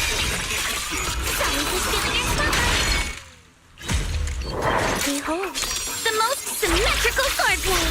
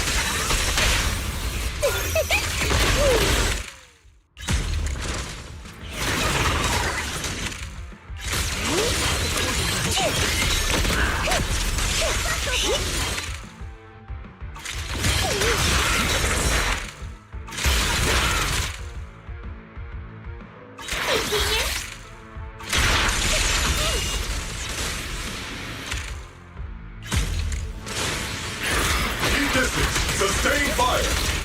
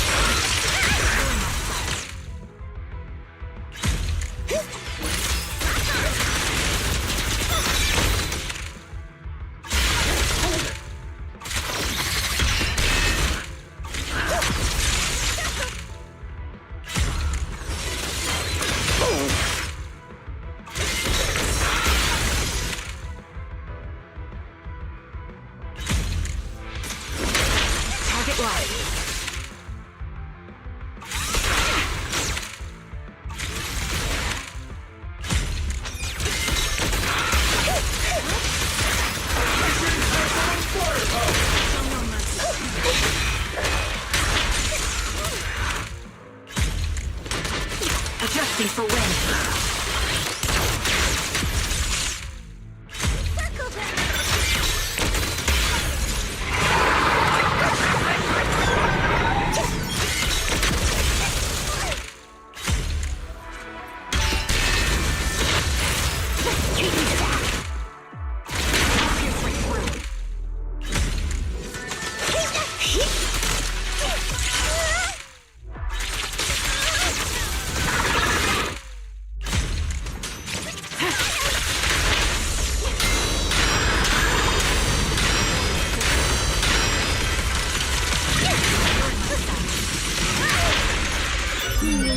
Definitely not my type.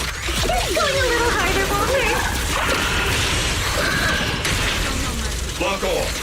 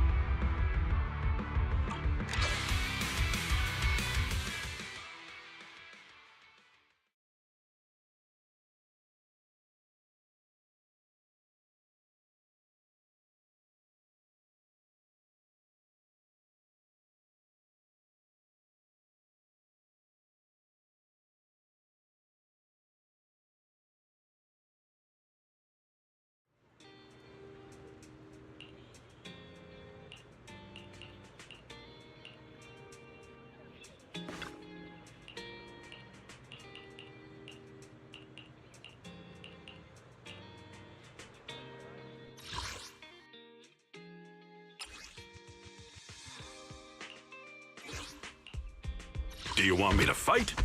What brings you here? Today's read. Need a fortune to... This weather's perfect for a little exploring. Dun dun dun dun dun dun dun.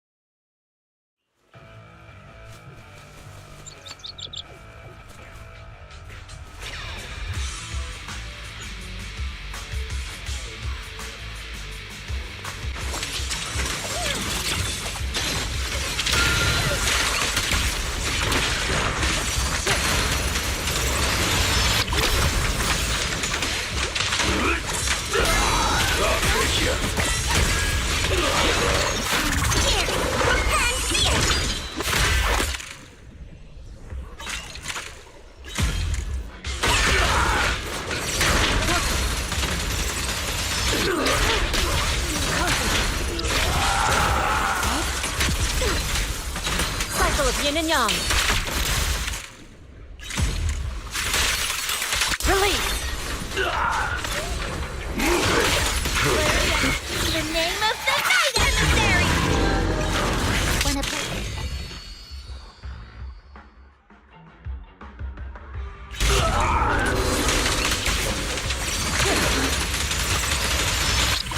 Your life ends here.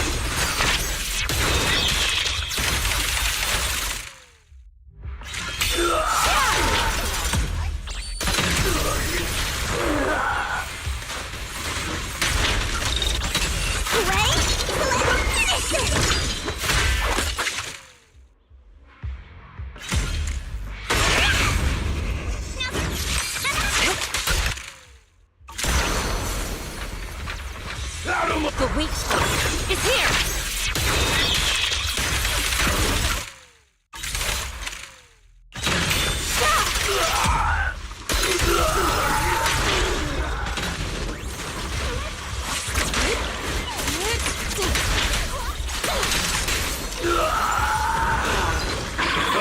Evil shall return to dust.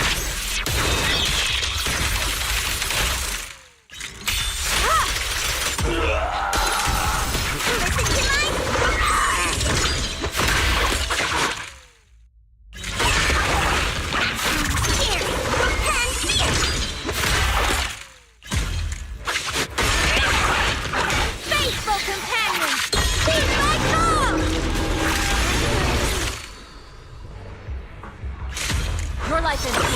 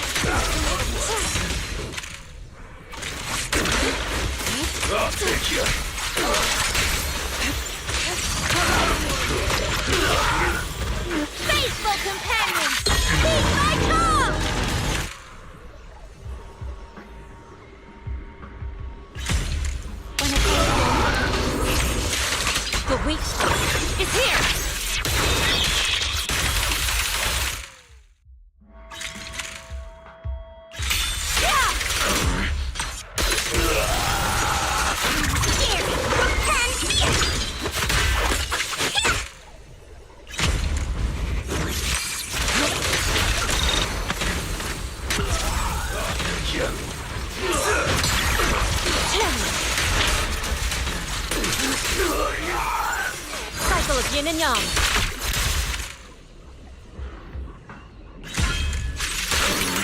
Release. Evil shall turn to dust.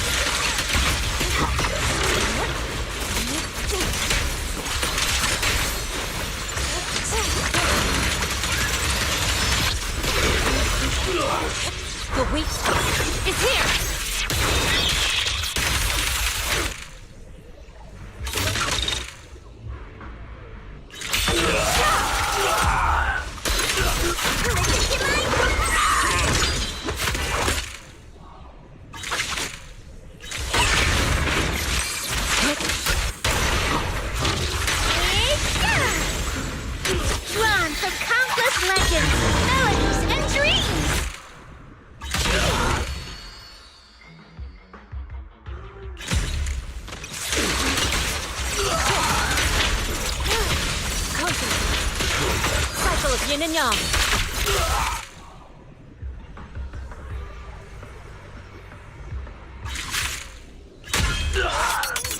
Release. Your life ends here.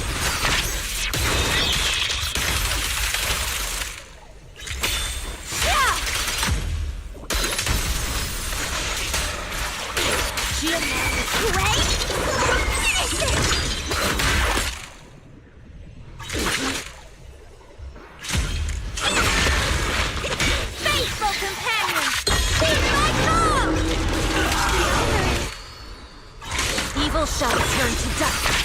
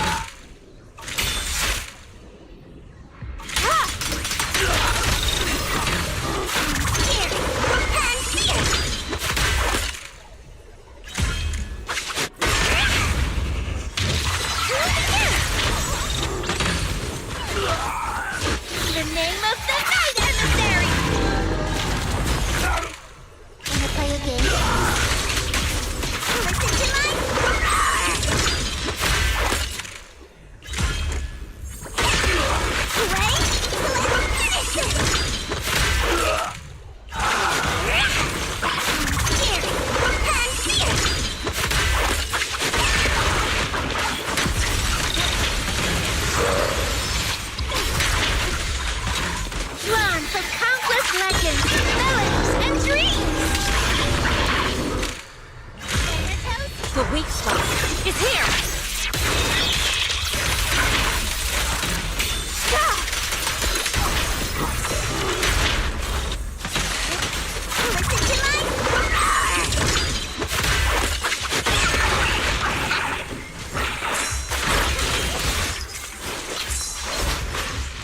Faithful companions, heed my call!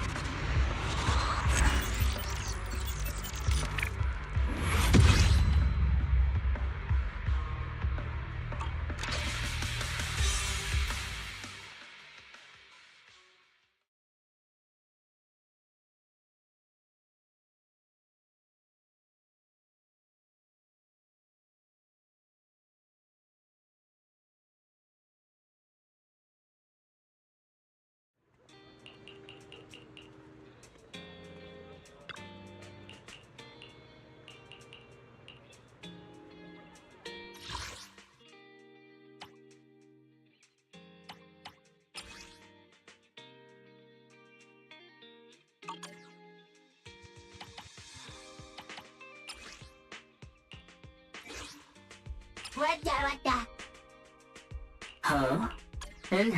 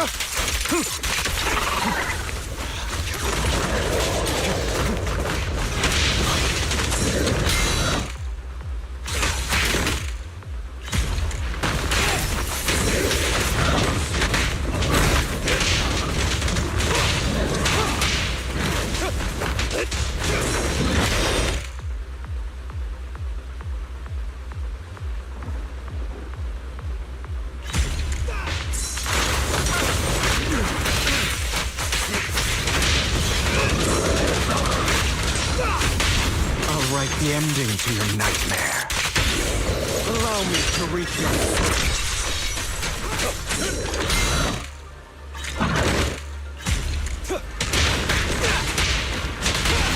Truth is a beloved fairy tale. Prostrate yourself before the abyss. Reach pain.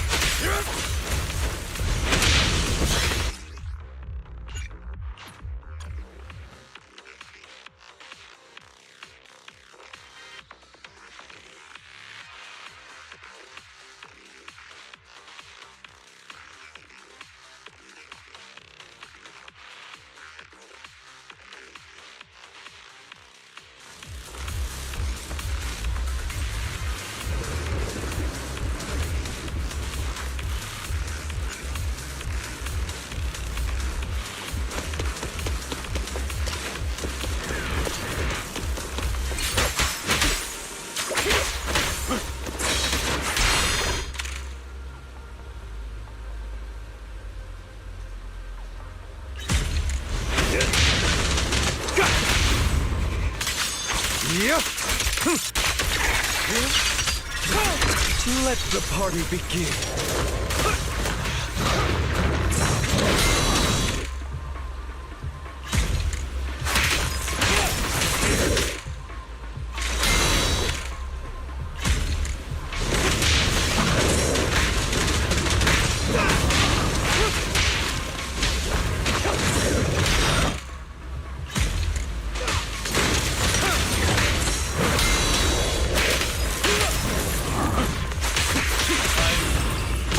The ending to your nightmare.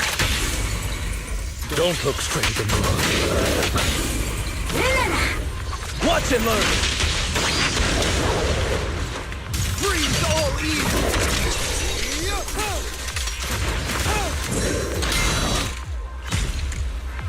fight your throwdown!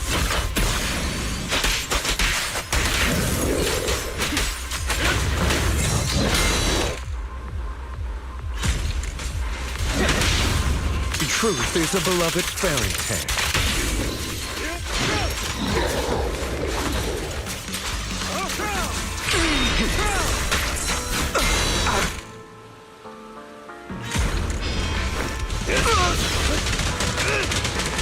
It's about time you kneel.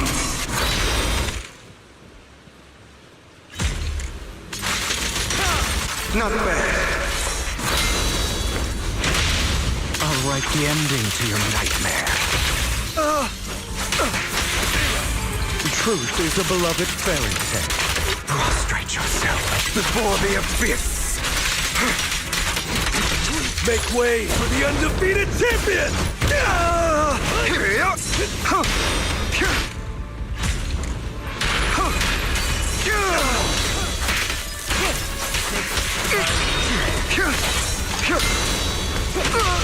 I'll write the ending to your nightmare.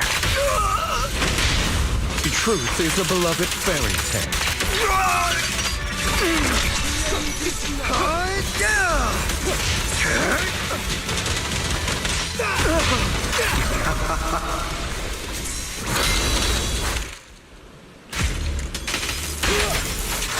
For you, I'll eliminate any obstacles!